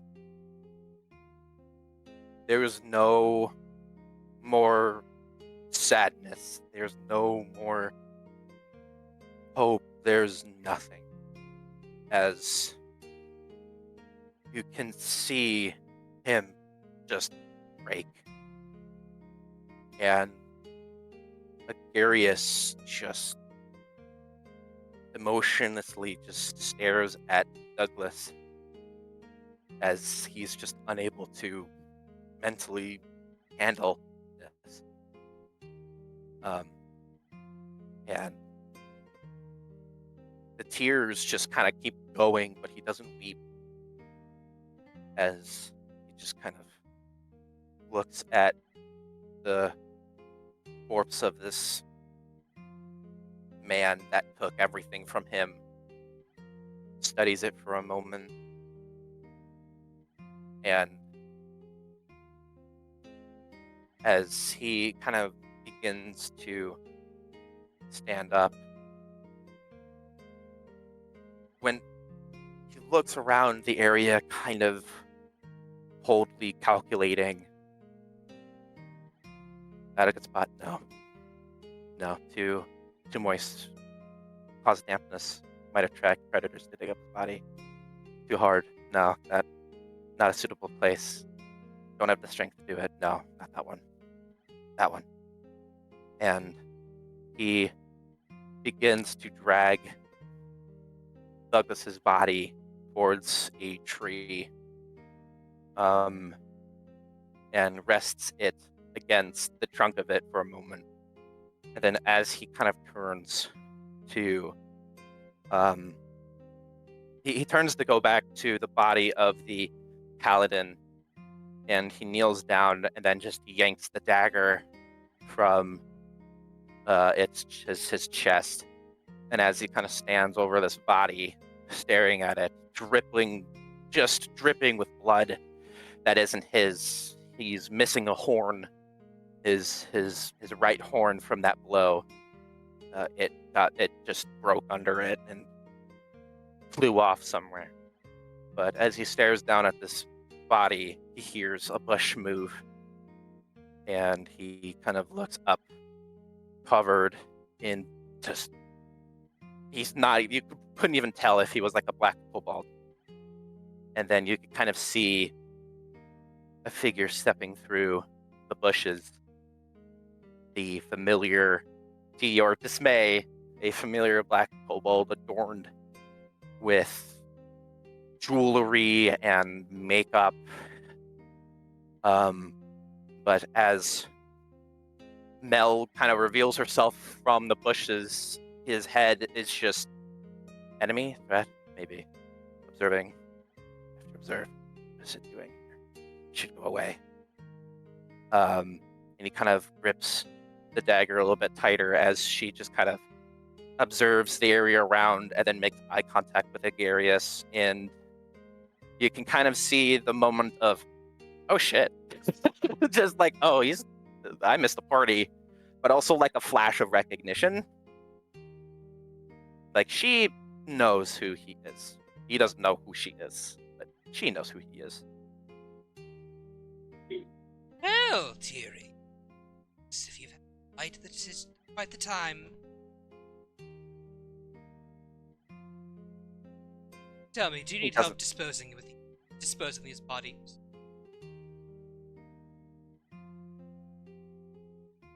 He looks at the one. He looks at the one and right next to him. Looks back at her. Who are you? Me? Well, I'm great Archdruidess Mel. And you are the child of those two, aren't you? I recognize your scale coloration anyway. You have your mother's blue. You cut out there for a second? You have your mother's blue. Happened again. Might be a mic. Oh, you have your mother's blue. Gotcha. In his head, he just senses, oh, you know my parents. Is she like them? Should I dispose of her too? Maybe she needs to get closer. And he looks at the body next to him and looks back at her. Yes, I'm their son. How do you know them?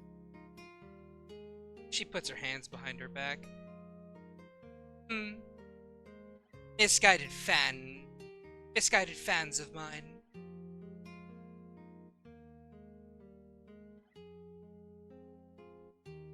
They enjoy some prowess in the necromantic arts, and I happen to be, well, the de facto queen of necromantic arts. Were you trying to perform some on these particular corpses? No. This one killed my friend. He And was going to kill me. Oh! And the other is your friend. Yes. If you touch him, you'll be next. Oh, I wasn't going to. Not that I think you could. What do you wish to do with your friend's body? I'm going to bury him. Well, I can certainly assist with that. I'll take care of it myself. And he just turns and walks over to Douglas's body, and kind of the spot where he chose, and then just starts digging with his hands, still like white knuckling this dagger. As he every scoop of dirt he pulls out, he just kind of glances at Mel to make sure that she isn't getting closer or kind of assessing when she'll be in striking distance. And he continues to just dig by hand Douglas's grave. She does get Um, closer. um, She literally walks up right next to him. No fear.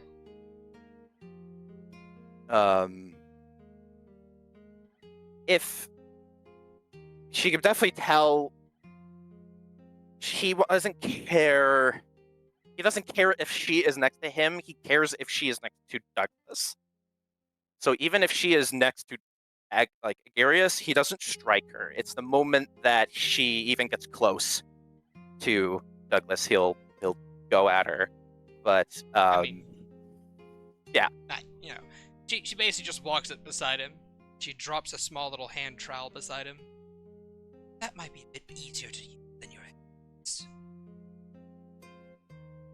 he looks at it, then at her, and then just adjusts and uses the trowel to dig the grave, keeping an eye on her. And after a minute, the proper grave is dug, and Douglas is gently dragged into it, and almost like he's made of glass, just slowly lies Douglas in it and crosses his arms, kind of just laid to rest as his hand slowly caresses his cheek. And there's a moment where there's a ping of sadness, and then it just goes away before he, right next to his head, he just draws a circle and then stands up from the grave, and then fills it back up with dirt. Does you'll see Mel pull out 2 copper. Mind if I perform a small ritual? What will it do? It's gentle repel. Fine. Then places taps his foot, and there's of dark filters throughout his body settle, and an almost serene peace to settle over.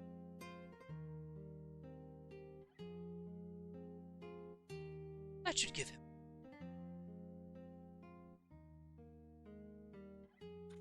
The moment he saw that green energy pulse, he kind of tightens his grip on the dagger, but seeing it do nothing. The grip loosens, but it remains firm. And then just kind of nods at her as thanks. and then covers him in dirt.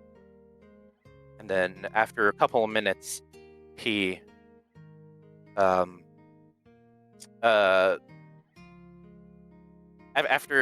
a couple of minutes of filling the grave with dirt and kind of flattening it, he etches on the tree next to him. It just simply says Douglas MacArthur, and it's overlined in a circle. The handwriting is shaky and not well done. He's still tired from going all out on that guy, but after a moment, he kind of steps back and stares at the grave.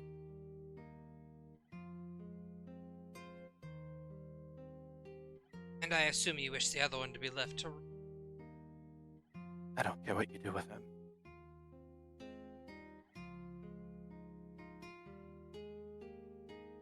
Services my undead would be too good. Tell me, dearie, would you like to go get a drink? His eyes kind of look at her. You can tell, Morrigan can tell he was planning on doing something with that dagger. And he thinks about it for a moment. It's just covered in blood. He looks at her. Sure, that's fine, I suppose.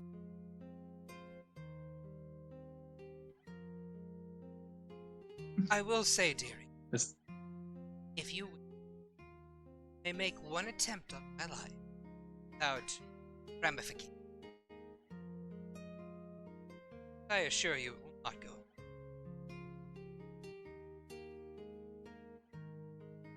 You laid my friend the only reason I'm alive to rest. I don't have a reason to stab you. But acting like you're going to. He looks at his hand still white knuckling. I think at this point his body was just locked up, like he couldn't even let go of it. But now he's kind of, the attention is brought to it. It's loosened, and then he just lets the dagger drop out of his hand. No, pick that back up. You're gonna make use of it later.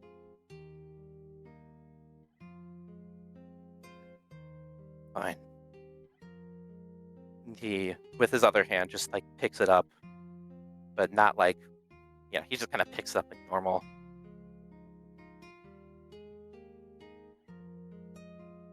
Now I'm thinking a nice chamomile tea. How about you? Two of them. Back to her.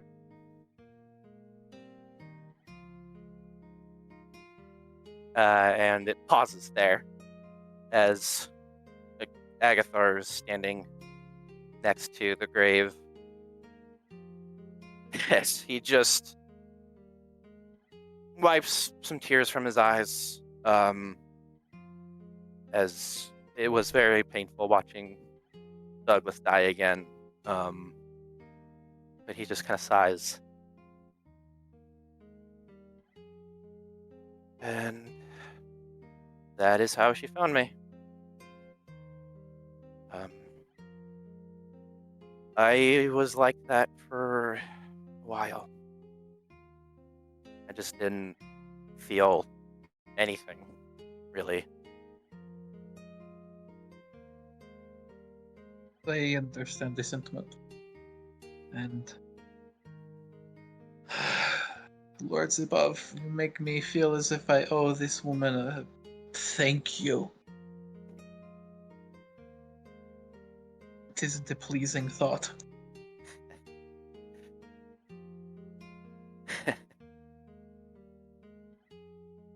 Yeah.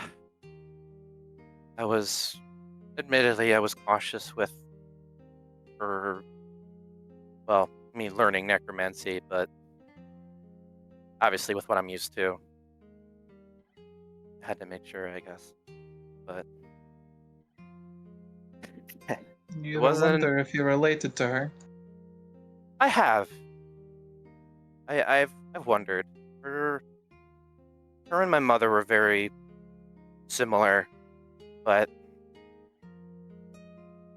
I don't know. Wrong scale pattern. Yeah, Seems more your father might be. maybe. But again, Mel is from a long gone era, so it would have to be a great grandmother. Oh, Or- I don't believe she has gone dry. Yeah, probably not. But there's a part of me that hopes that she is, but if she is, then it hurts because she didn't raise me.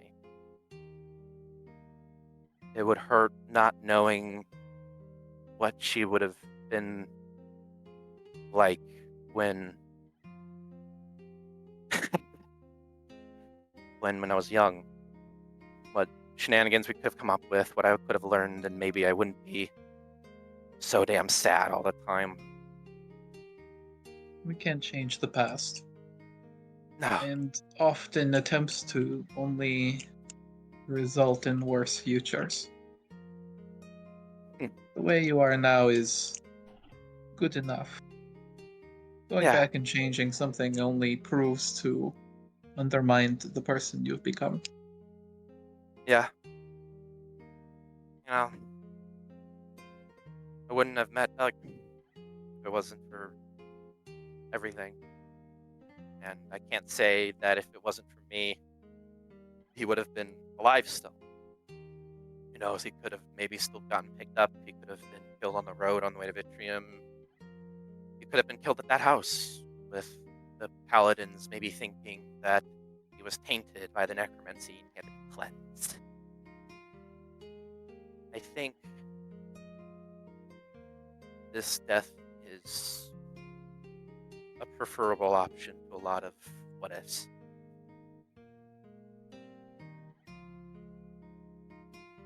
And just nods sagely before holding a hand out to you. He takes it.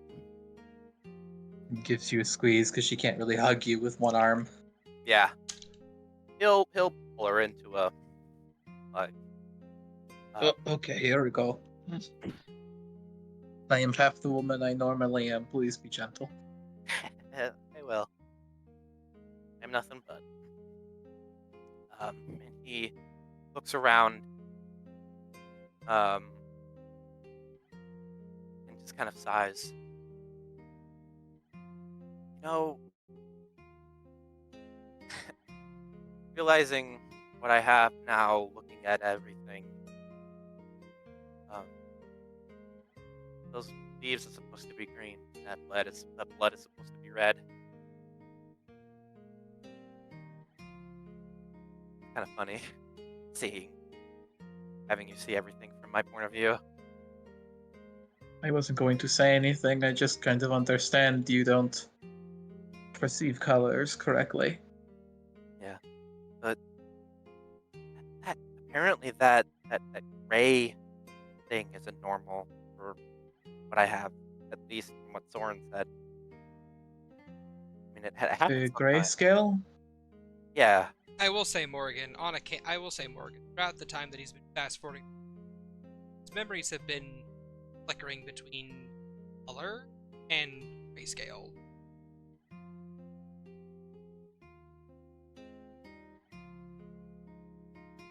Genetic, perhaps? It's hard to say. Maybe. Soren suggested I go to a doctor or a cleric or something, but I don't know. Yeah, more than likely, you just need. I mean, it doesn't impair your vision, just robs you of a little of the color. Yeah, There are ways to change that, but yeah. It kind of feels like my dark vision turns on by itself. Kind of weird, but I don't know. But it's the least of our worries right now. truly. I would say, we have been. Yes, please. Most of this Flowers. Please.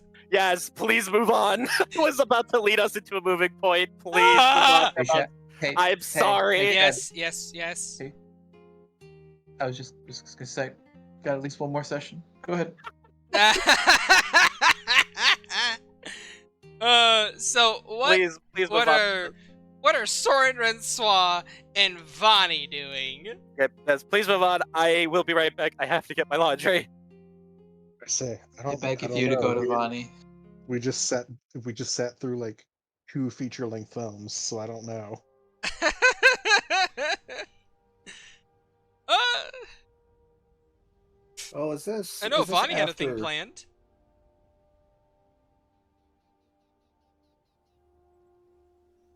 This is after the date with Enwin, sure. Sorry. We'll say that you're kind of like coming back from that. We'll say that Morgan and Agatha are still on their little train trip because they still haven't reached their destination. Ah! 2 more sessions at least.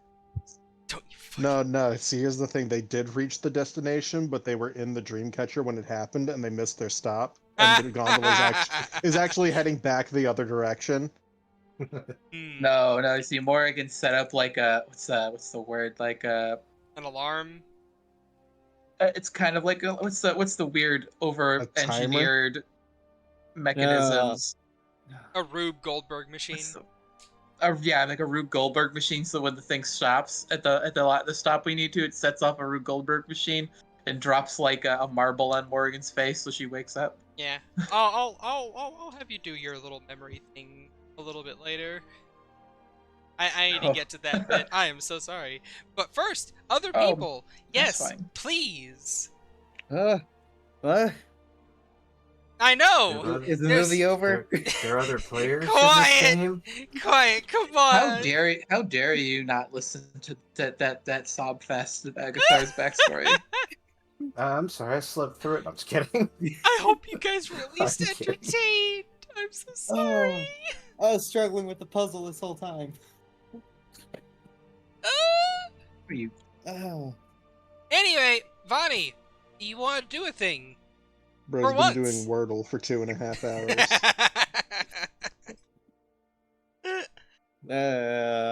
hours. Soren, you wake up to not having your swords.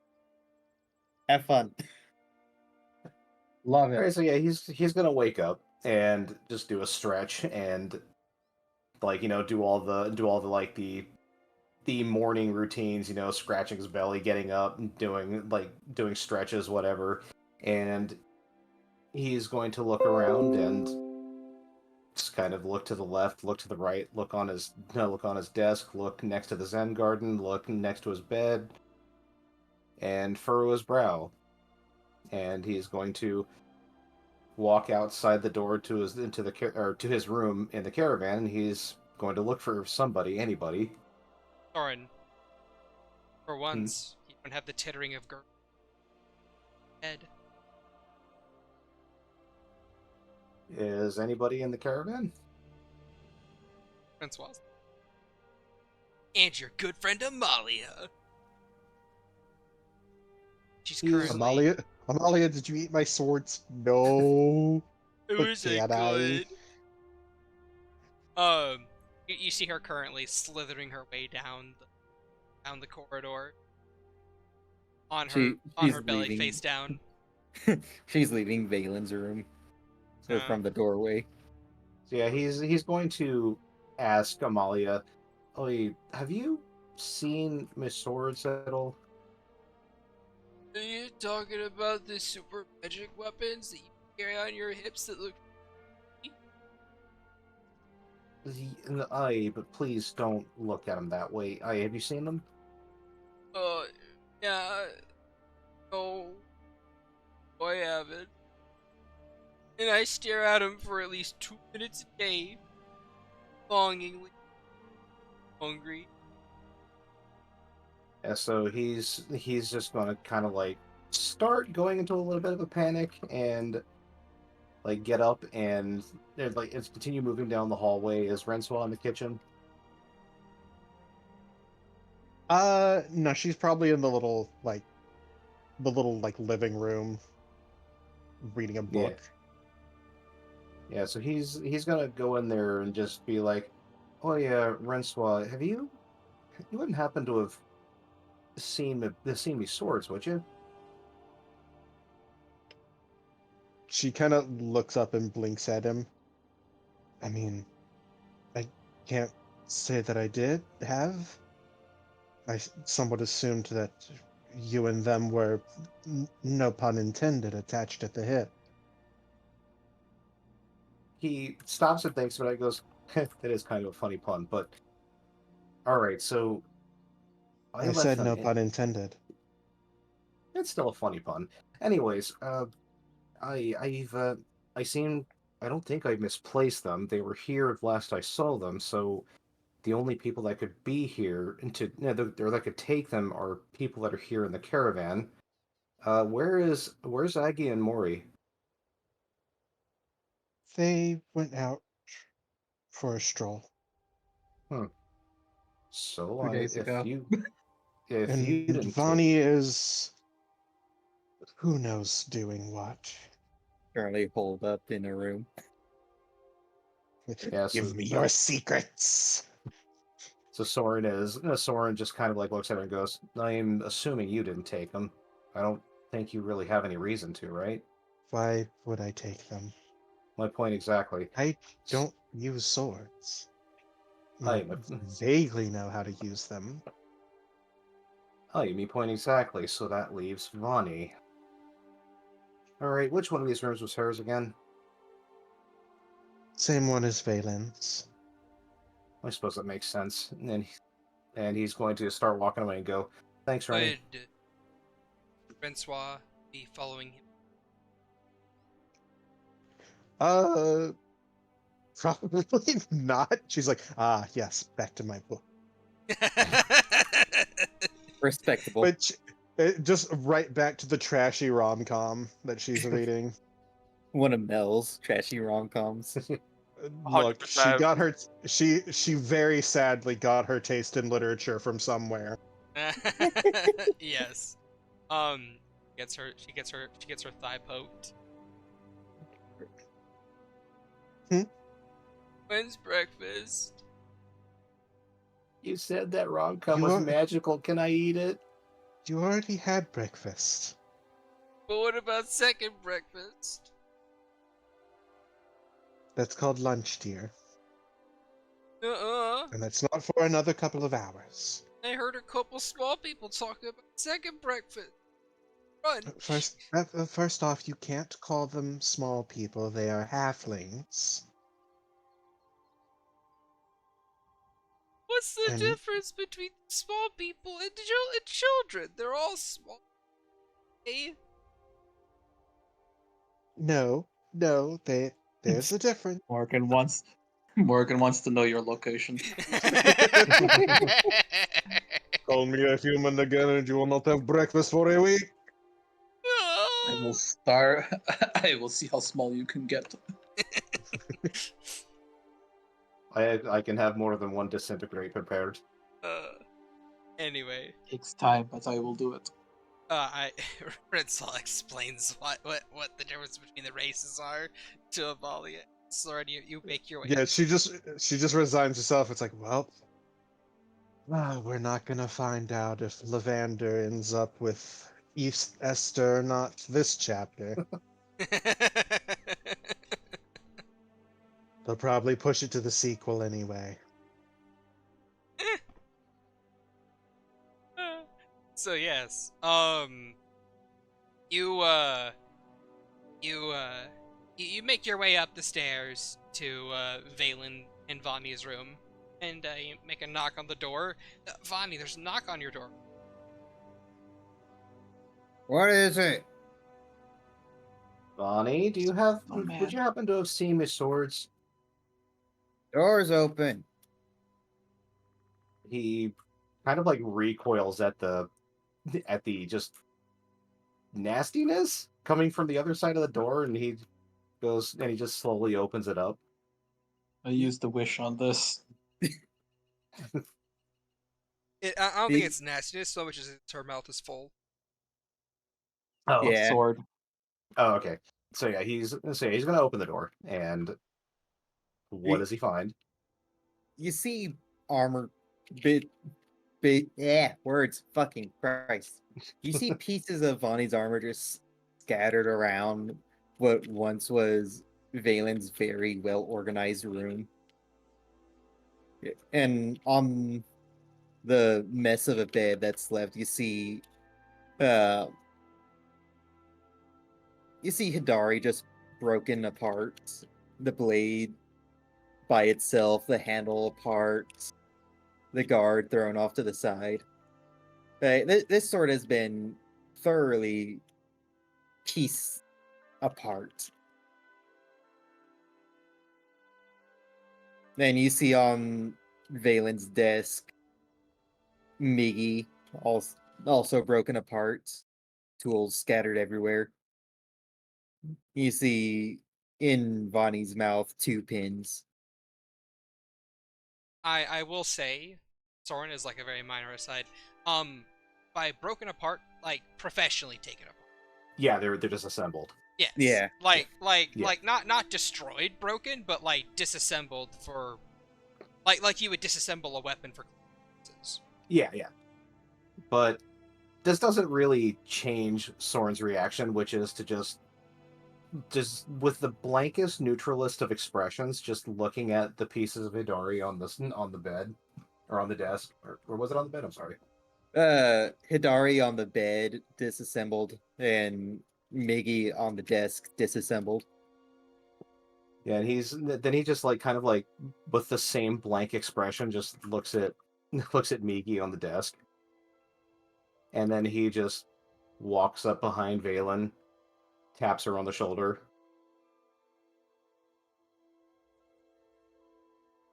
Vaelyn is not here at the moment. Or Vonnie, sorry. We'll get him on the phone. Yeah, that's gonna take a little bit getting used to. So yeah, he taps Vonnie on the shoulder. Vonnie's looking at you. Yeah. And so she sees him just giving the same neutral expression, just wordlessly looking at her.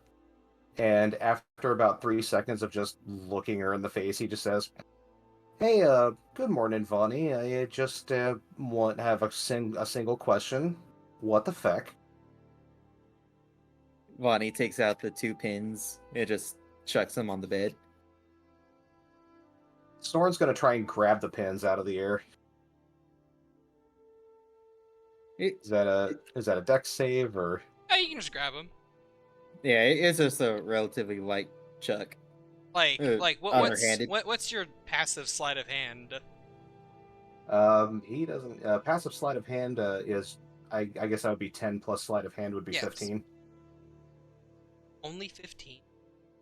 Yeah, he's got a +5 to dexterity. No proficiency in sleight of hand. Okay, well, fair enough. Well, yeah, it's easy. It's literally just doink. Yeah, he's just gonna like grab them and just kind of like look at them and count them, and just to make sure that they're all there. Yeah, they're all there. And he's just going to like just hold on to them tightly and go, "Vonnie." Why? I got bored, and besides, these are that old hag Sabine's weapons. Don't you want me? I will note for you, Vonnie. Only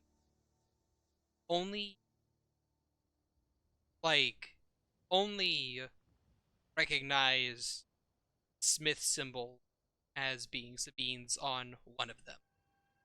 The other one you don't recognize. Yeah, the one that has Sabine's symbol is the one in front of her. I don't know which one. The other, okay, so one of the Smith marks is a fist IS written inside of it.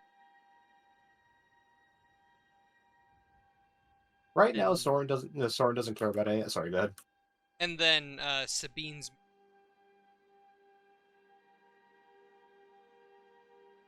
Hold on, looking through my notes. I guess I should pull out some pen and paper. Where the fuck is the pen? Right here. So fist with an I and an S written inside of it. And the other is a a all-seeing. With a SM side of it. Alright. And which is on which one? Miki has Sybil. No, wait, no. Miki has Ishtar. Fucking motherfucker. Ishtar, gotcha. No! Shut that! You don't know the name yet!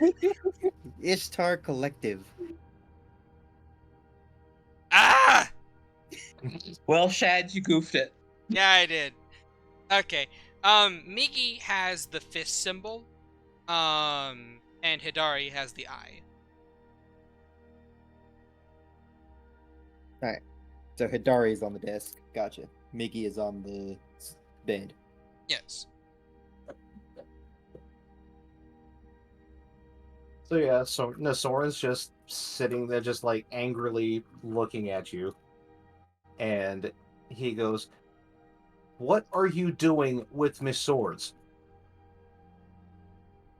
For one, I noticed you take care of the blades, but you never take care of any of the other pieces. I'm giving them a thorough cleaning. You could have asked me. You were asleep. It was like 2 in the morning. Oh, so you couldn't wait until the actual waking hours of the day to actually ask me to borrow me weapons for any reason. You had to do it right then and there. It's fine. It's fine.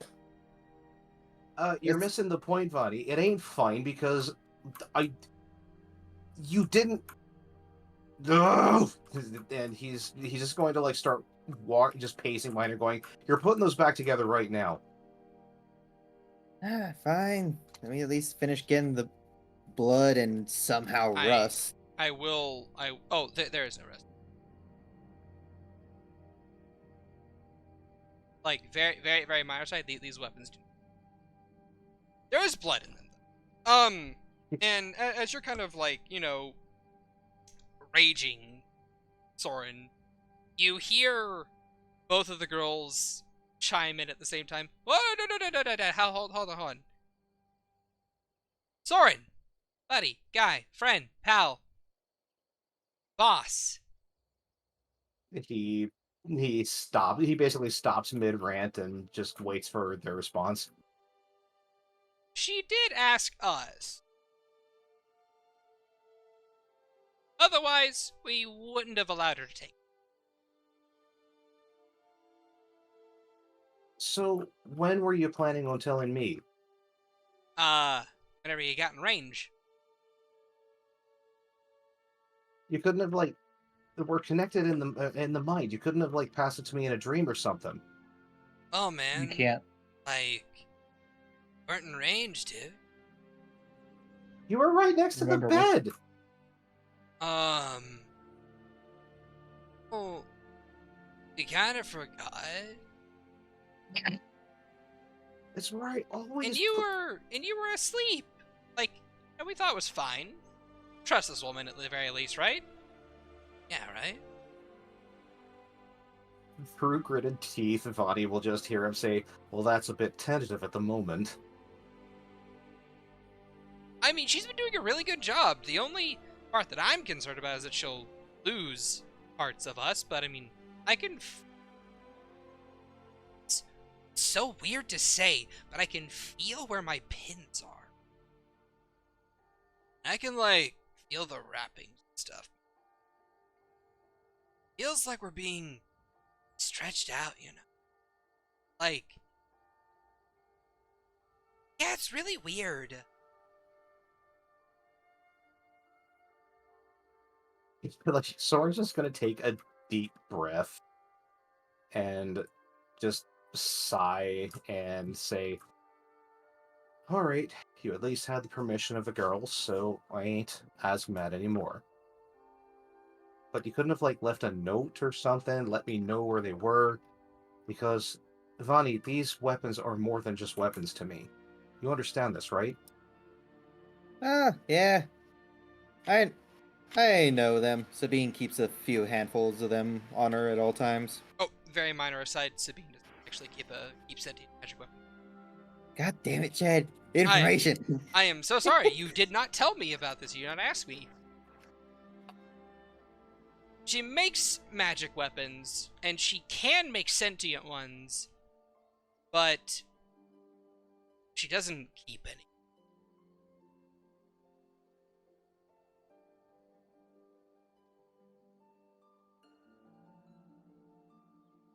All right. Rephrasing. Yeah. The old hag Sabine can make them. Hasn't in a while, but I recognize this mark. That one, not so much. Does the name Sabine seem familiar to Soren?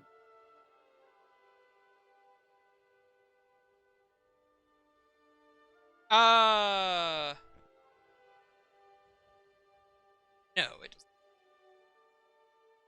Okay, and so he's just gonna kind of like just stand there for a second, just blank face, and go, "Who's Sabine?" Just a wandering smith. Would Vani know any of the titles that Sabine has or other names?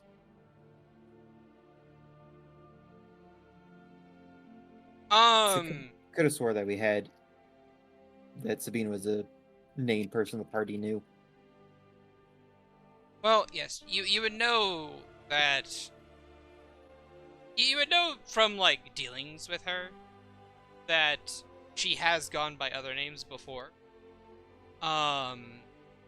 Some people have referred to her simply as Smith, others by the name Sybil, others by the name Percival, others by the name Sabine.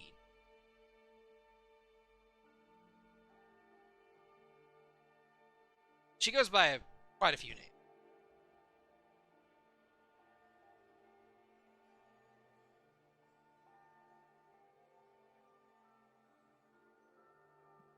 Looking at Soren's face, Vani is like, Let's see. Smith is just a general term. Percival, Sabine, Sybil. Any of those nearing a bell?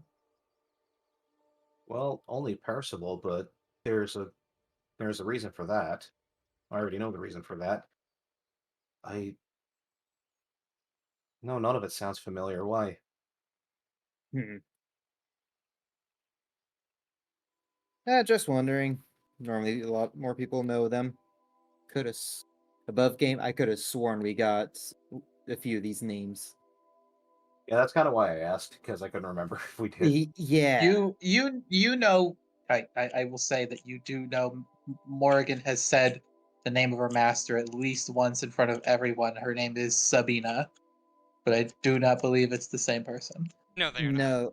No, I could have swore we got the name of the Smith that. No. Yes, we did early on. We know her name is Sybil. Morrigan was pretty adamant about getting that out of somebody. Anka. Anka. Anka gave away her name. So yes, Soren, you do know the name. You do know the name Sybil. And he's yeah, so he's just gonna kind of reply with Sybil. I think she had something to do with these two blades, right?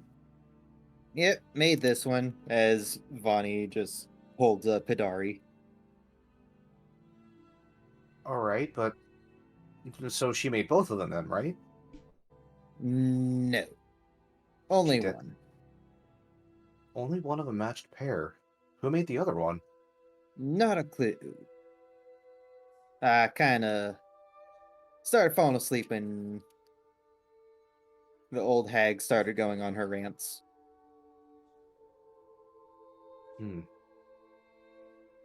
Guess I'm glad I had a teacher who was more collected than that. So what you're doing here is just cleaning the blades. You're examining them. What are you doing with the blades? More so cleaning them. He takes a deep breath and then just exhales and goes, "Okay." After all, as Vani picks up the pommel of the blade, puts a little bit of water in it, scrubs it with some tools, dumps it. It's all fresh blood. The inside hasn't been cleaned in who knows how long. Thought it was rust. Nope, just lots of dried blood inside. I'm assuming Misaki never taught him how to clean the weapons, like thoroughly 100% clean the weapons. No.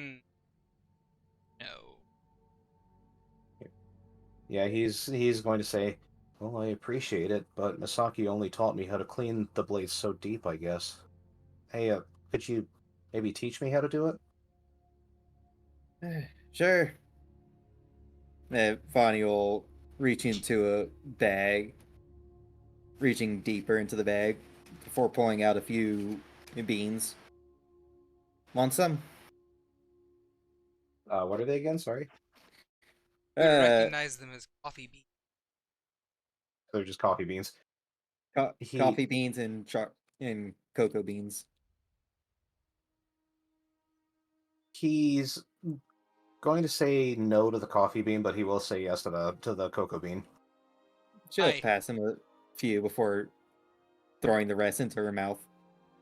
I will note, Soren, cocoa beans are fucking horrendously bitter. Yeah, Soren's a weirdo. Alright. Actually, hold on. Let's decide. A high for liking coffee beans. A high for liking cocoa beans. They're still in the shells too. Yeah, so he'll actually like take the cocoa bean and like start just like kind of like holding it before he pops it open and like before popping it open and just like popping it in his mouth and going, "Oh, it's been a while." Go-to snack as Vonnie just pops the shell and all into her mouth of the rest of the handful and starts chewing on them. I don't understand why. These things are horrendously bitter. I don't understand why I like them so much. Neither do I. But they're extremely cheap to get, surprisingly. Right. So I'm just gonna. He goes 1 second. And he puts his hand on the hilt of Miki. Is he allowed to like talk to both of them? You are attuned to them. Of course you can talk to both of them. All right. He doesn't need to do that. He just says to them, "I'm sorry I haven't been keeping this good care of you. I never really learned how, and I suppose I should have looked for it earlier."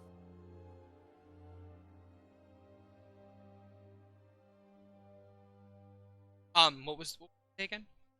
He said, "Sorry I haven't taken this good care of you. I just never learned how." Well, to be fair and honest,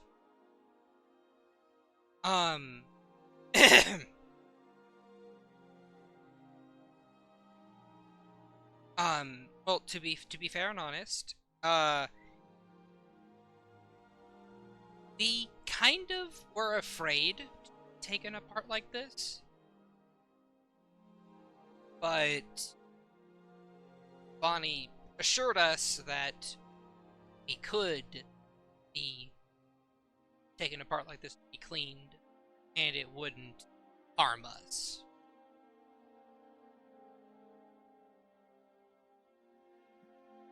Like, it's really hard to think of yourself as like an inanimate object that can physically be taken apart and put back together again, and not like a normal humanoid body like yours. Like, I mean, effectively, my body is separated from all my limbs right now. Quotation marks. You couldn't survive that.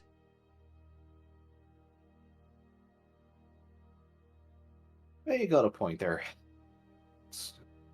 So I am think what I'm going to do now is learn how to do this properly. Or, let me do them.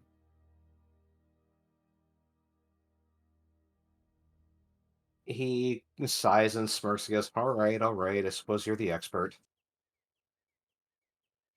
So, I did notice you mentioned Sybil's name.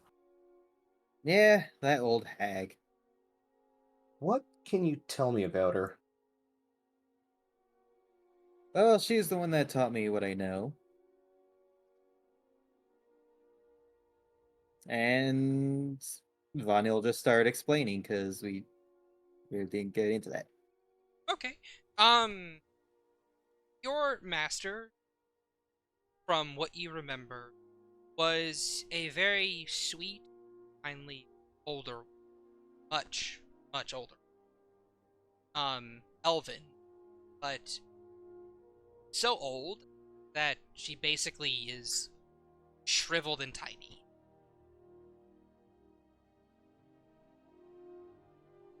And, like, you don't see many old elves, but, like, this elf was, like, archaic. And, typically speaking, she's a very sweet woman, but she does have a bit of a bite to her tongue on it. Whenever she gets irritated with someone, or she meets someone she doesn't necessarily like all that much, have a bit of a sharp wit to her. And whenever it comes to the art of smithing, she takes it seriously. And while she has the capability of crafting amazing, never taught you ever.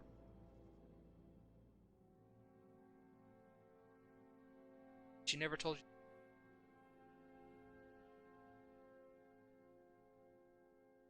That he would understand when you get.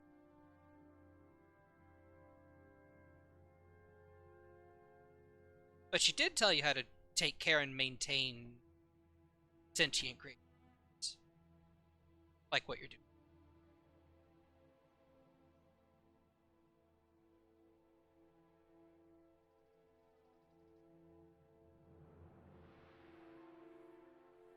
So yeah, Vonnie just throws all that out, adding some more exaggerated parts that are Embellishing it a sharp. little bit. Yeah, that are sharp wits. When it comes to smithing and teaching it, would generally be a hammer to the head every now and then. Well, maybe not a hammer. What could feel like a hammer, because smiths have great grip.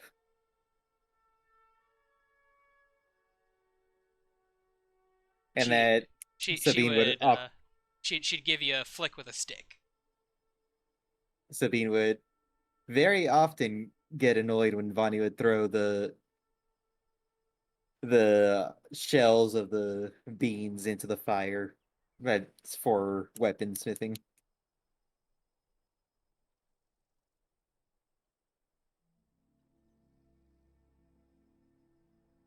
So he sits there and thinks about it, and then, which is the one that was crafted by Sabine? Hidari. Was Hidari? Um, Soren, Soren just kind of uh, asks Hidari, "Does any of that ring a bell to you?"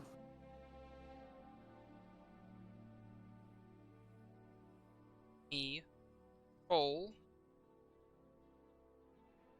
Natural one.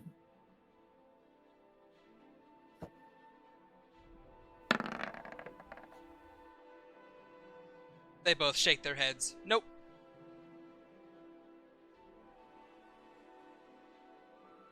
He's gonna just kind of nod and then say to Vonnie, "Well, I guess, thank you for all the information. And I guess when you're done with them, just let me know so I can, have them back." Or they'll find their way onto your personages. And for the next time, if you want to do this, then please just let me know ahead of time. Maybe not start in the early evening or the early mornings. I will try, but I hold no promises. He just grimaces at that and goes, "Right, guess I'll have to do." And he's going to head towards the door to Vani's room and then stop and just go, "I do appreciate the efforts, though. Thanks for cleaning them properly." Yep, just what a bored... I'm a bored artisan does. That's the word. He opens the door and goes, "I will be asking for you to teach me to do that, though, because are you actually going to be here with us forever?" Who's to say? Still need to figure out why my brother decided to be the self-sacrificing type.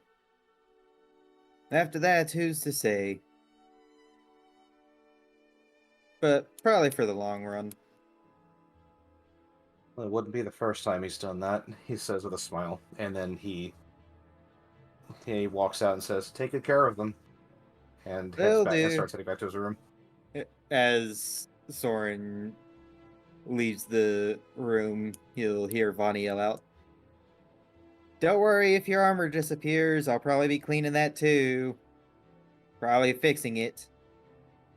I appreciate the update.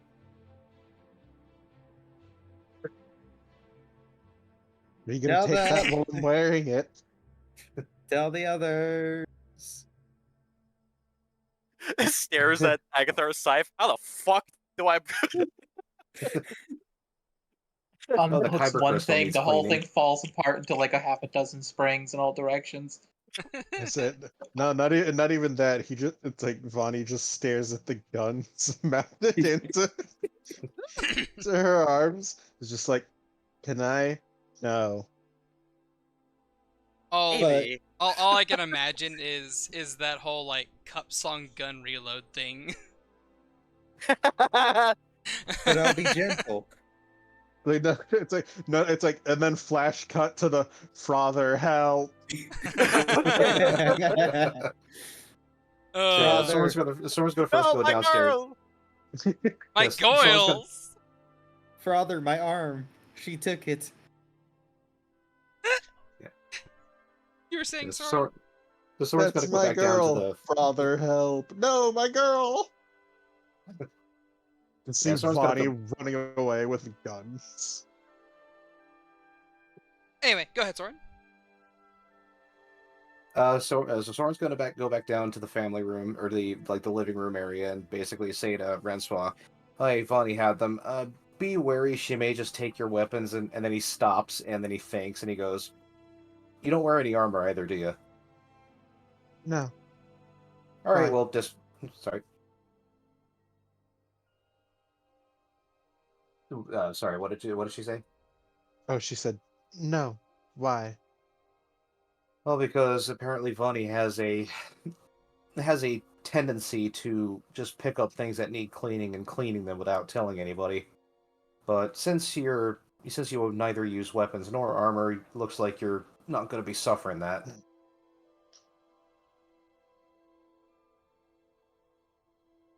Yeah. Oh. I mean, unless she wants to,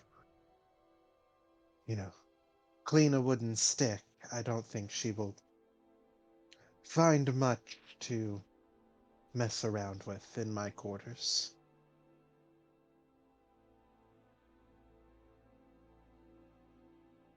He stops and thinks for a second before he says anything. Goes, "You think a smith would want to clean a stick? I guess it doesn't matter."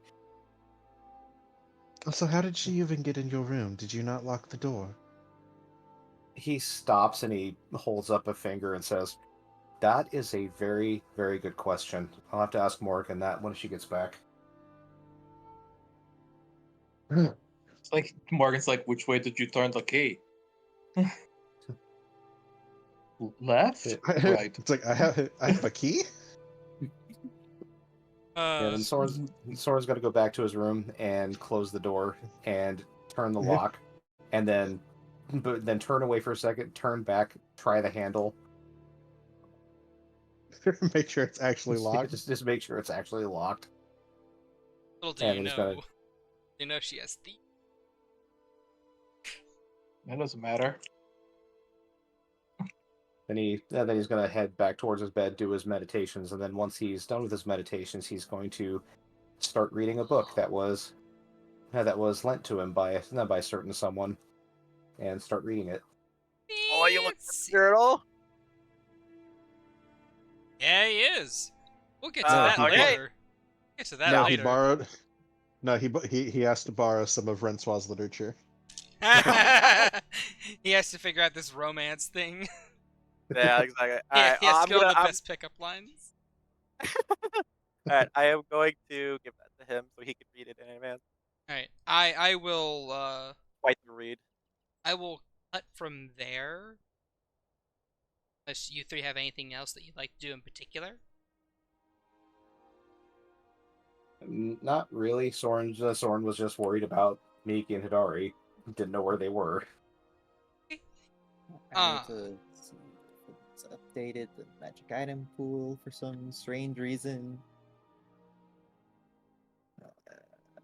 Continue. I'll let you know if something else happens. Okay. And Rincewind? No, I kind of did all my stuff. Okay. Then I will say it around the point in time that Agathar and Morgan are finishing up that particular memory, painful one. Morgan, you feel something smack into your face. Oh. As that whaps her, and then we are both like ripped forcefully from this moment into we just wake up in our bodies. The dream catcher between us and the cord of fabric that tied our fingers together snapped. Oh, okay. Well, I suppose we will have to pick this up later. We have arrived at the location. Oh, okay. I gotta kind of pats himself, like, okay, my body. Oh, that was weird. Yes, I haven't tried curtailing one of these before. Normally it just picks for you, so it is nice to see that it can be manipulated in some way. I will She say, stuffs it in her bag. Oh, unless it does. as you go to stuff it in your bag, you notice that another one of the feathers. How many are left? I shake it. I stuff it in the bag. Alright. So, we have a bit of a walk ahead of us. Yeah, okay. You know where it is, so leave. I do. I've been scouting it for a time now. So we leave the gondola and venture just right on into the jungle. Two of you venture for as I grab. Oh man. We'll probably say Vaelyn and Anna are with Agathor in the bag. He doesn't. Are they? He wouldn't go anywhere not with them. I told you we were just going for a little walk. Yeah, he doesn't leave them. Well, would he? If he said with a little walk, Little walk gets on the gondola. with the amount of shit. Let's do a high or low. With the amount of shit that he's run into by going on a walk. Yes, Fair. Agathar on his moonlit I'm walk. gonna. Yeah, I'll say hi. Roll a D100. I enjoy taking long walks through the park right, and so shooting you're not- homicidal priests. Very enthusiastic walk. So he doesn't have Belle and Anna with him. Since he picked high, you don't want them. You don't want them with him. Oh she no. intended to take you here alone. Okay, then he is a little. He's been a little uneasy not having Vaelyn nearby. Feels a little naked without his girls. He really kind of does. Like, he's like, okay, I'm without my guardians, so this doesn't feel Roll for good. initiative. I am not a good enough guardian for you. You're a great guardian, but you know, you've seen Vaelyn put people into the ground without trying.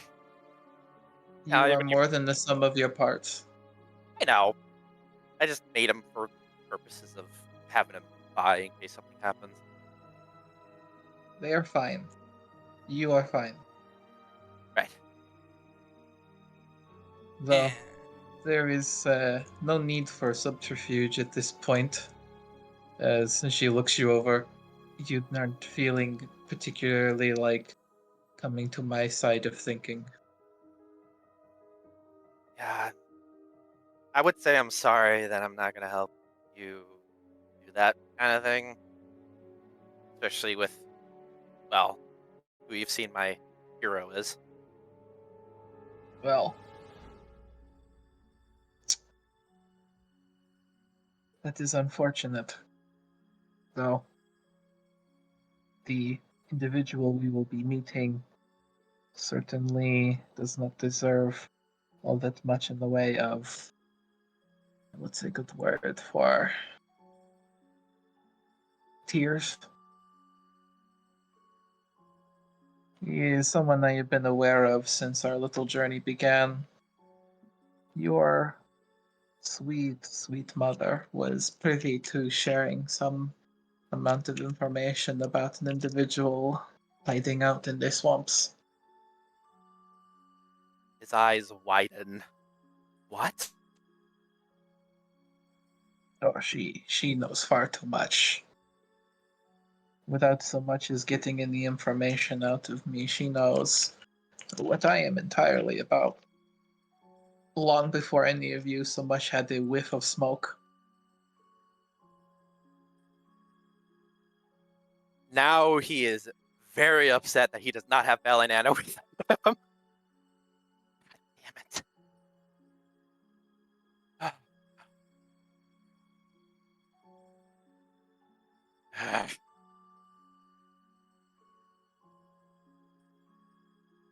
How much? He's just Guess I'll one man, sleeping in a shack, praying at a couple of graves.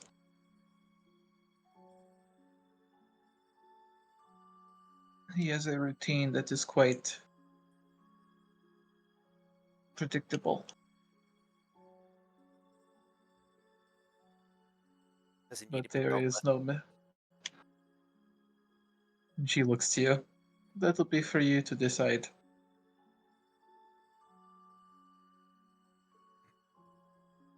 He closes his eyes and kind of takes a big inhale. The kind of, even the anger that you kind of saw him at that moment, just like he takes a second, takes a breath in, and then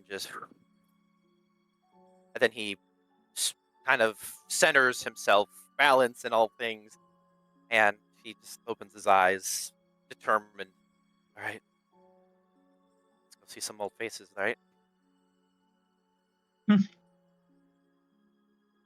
I'll do my best. I want you to guide where this goes. This is what I am trying to get at.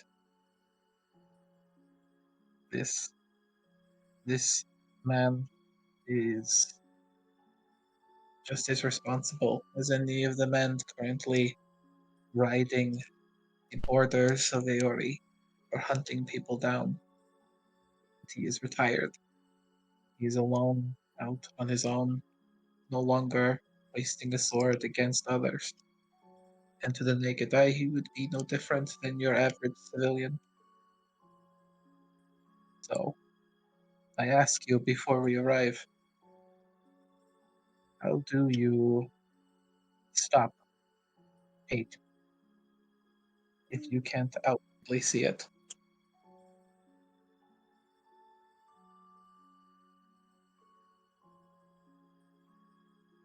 You can't ever think you can ever stop hate.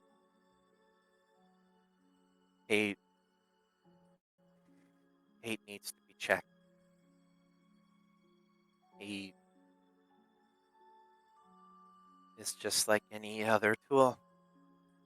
If used correctly, you can hate things that cause injustice and pain. You can hate that and seek to rectify it.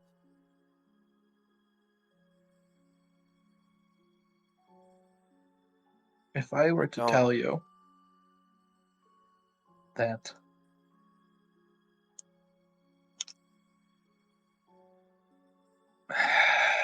what's a good way to say this?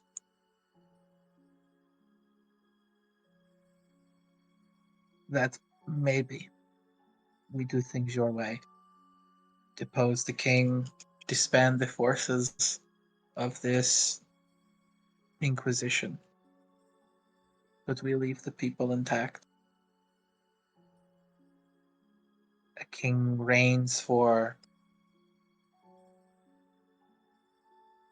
what? 40, 50 years? You may get lucky and find a successor that is of the same ilk. But what of the one successing that? And the upper four? What is to say the people do not resent the king we put in place? What changes then?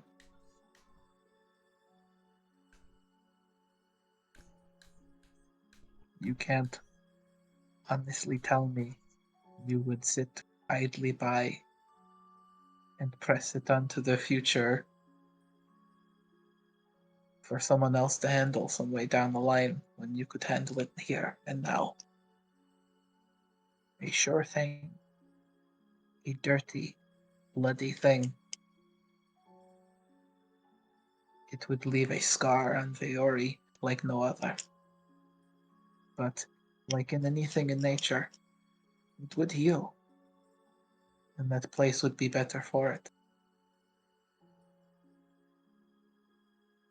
And what makes you think that an opportunistic man, maybe power-hungry priest that just so happened to be out of Viore, sees these major cities crumble to the ground?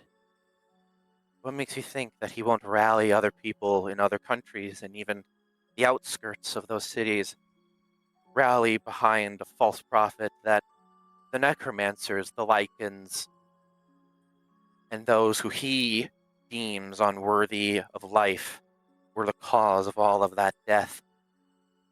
What if the people see that as a sign that maybe he's right? That maybe that the lichens, the necromancers, kobolds, or even non-humans are the cause of thousands of deaths? What happens when they rally behind that flag? What will happen to everything when two ch-ldr-ns exist? This won't I can heal the land. This will cause more hate. An out of strength wildfire will consume everything. That is a risk I can't take. I don't think anybody can afford. You cause fear. Fear can be manipulated. It can be used as a leash to those who are scared. Maybe my way won't work. Maybe. But I hardly believe that yours will even have a sliver of making things better.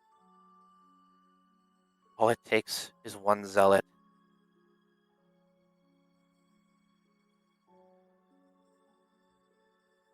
I can't smarts. honestly believe that will ever go well.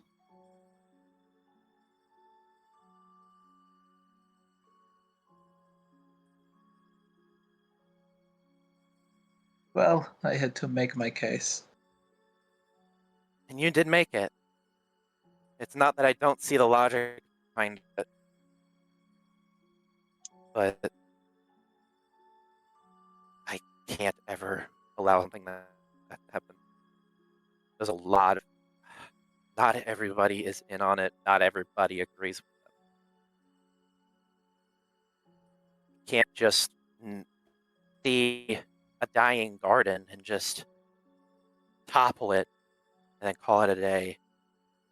You just have to make sure we seed it, tend to it properly so it can actually grow into something beautiful. Yeah, there'll be weeds. Maybe it will get like that again. But that's just how it will be. There will be a lot of innocent people who will be waking up and, well, not being turned to ash. I can't honestly believe that most of those people actually believe or are on the side of those guys. Well, you haven't called that place home. Of course not. Vitrium's my home. But just because it's not my home doesn't mean I don't care about it.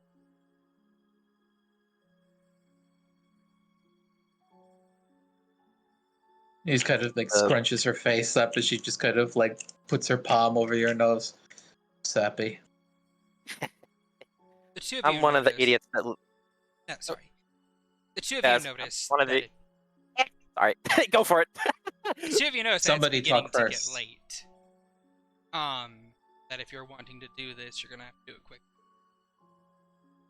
Why? Where's he going? It's not a matter of where he's going; it's a matter of where you guys need. Fair enough. So, I ask you, have any questions for a man of the cloth?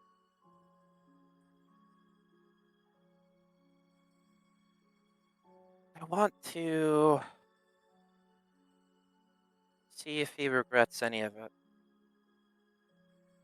I want to see. Clearly.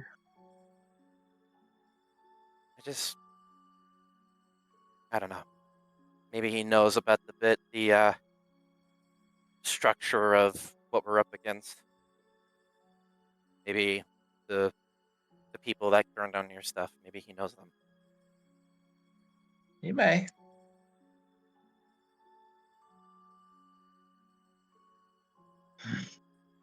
Let's get this over with. Agreed. And as we go and start to approach this place, I'll try and get a bird's eye view with Smudge. Same as it always is. Is he asleep at this point? Or No, it's late enough where this is the time where he's down for arts and crafts. Upon approaching Agathar, you'll notice that there's a lot of birdhouse all over the place, hanging from trees, hanging from each other. Just birdhouses everywhere, as far as you can see. Approaching this cabin, it's the first few things you would notice, and the closer you get in, the more. And these are very finely crafted. They go from simple, what look like mansions, something that indicates this guy's been here for particular skill.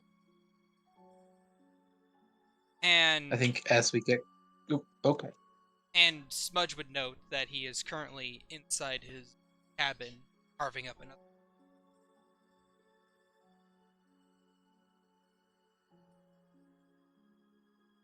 As we're getting closer, you just notice Morgan start to grow in height as she takes the shape, her hybrid shape, kind of like rolling her shoulders and cracking her neck.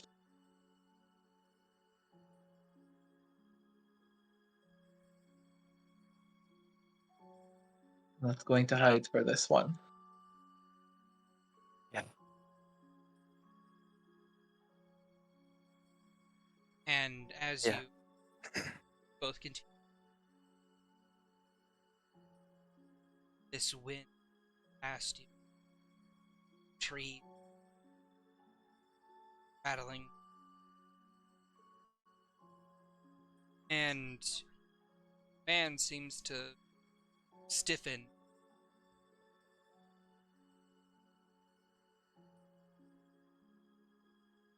Sigh.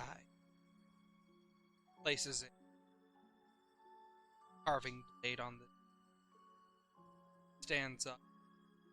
As the two of you see the front of the cabin open, and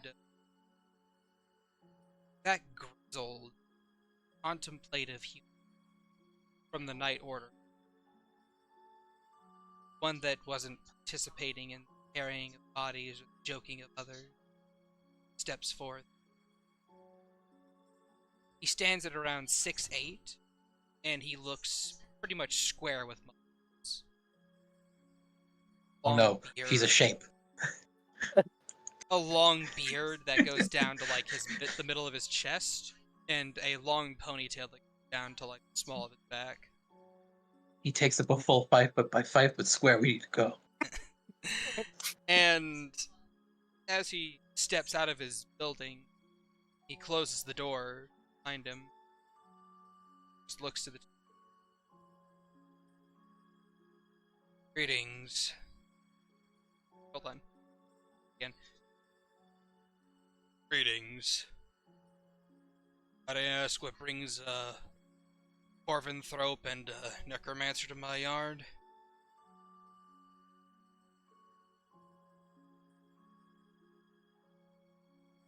Oh boy. I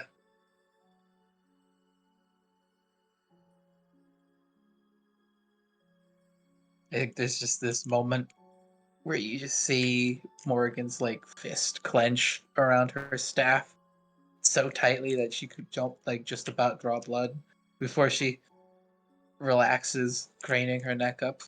Would you believe conversation? Oh. I'd be inclined to disbelieve it. Same time, I'd prefer it. I think we would too.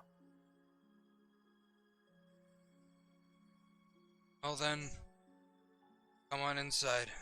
I'll fix up some tea. That's where we'll... Fuck.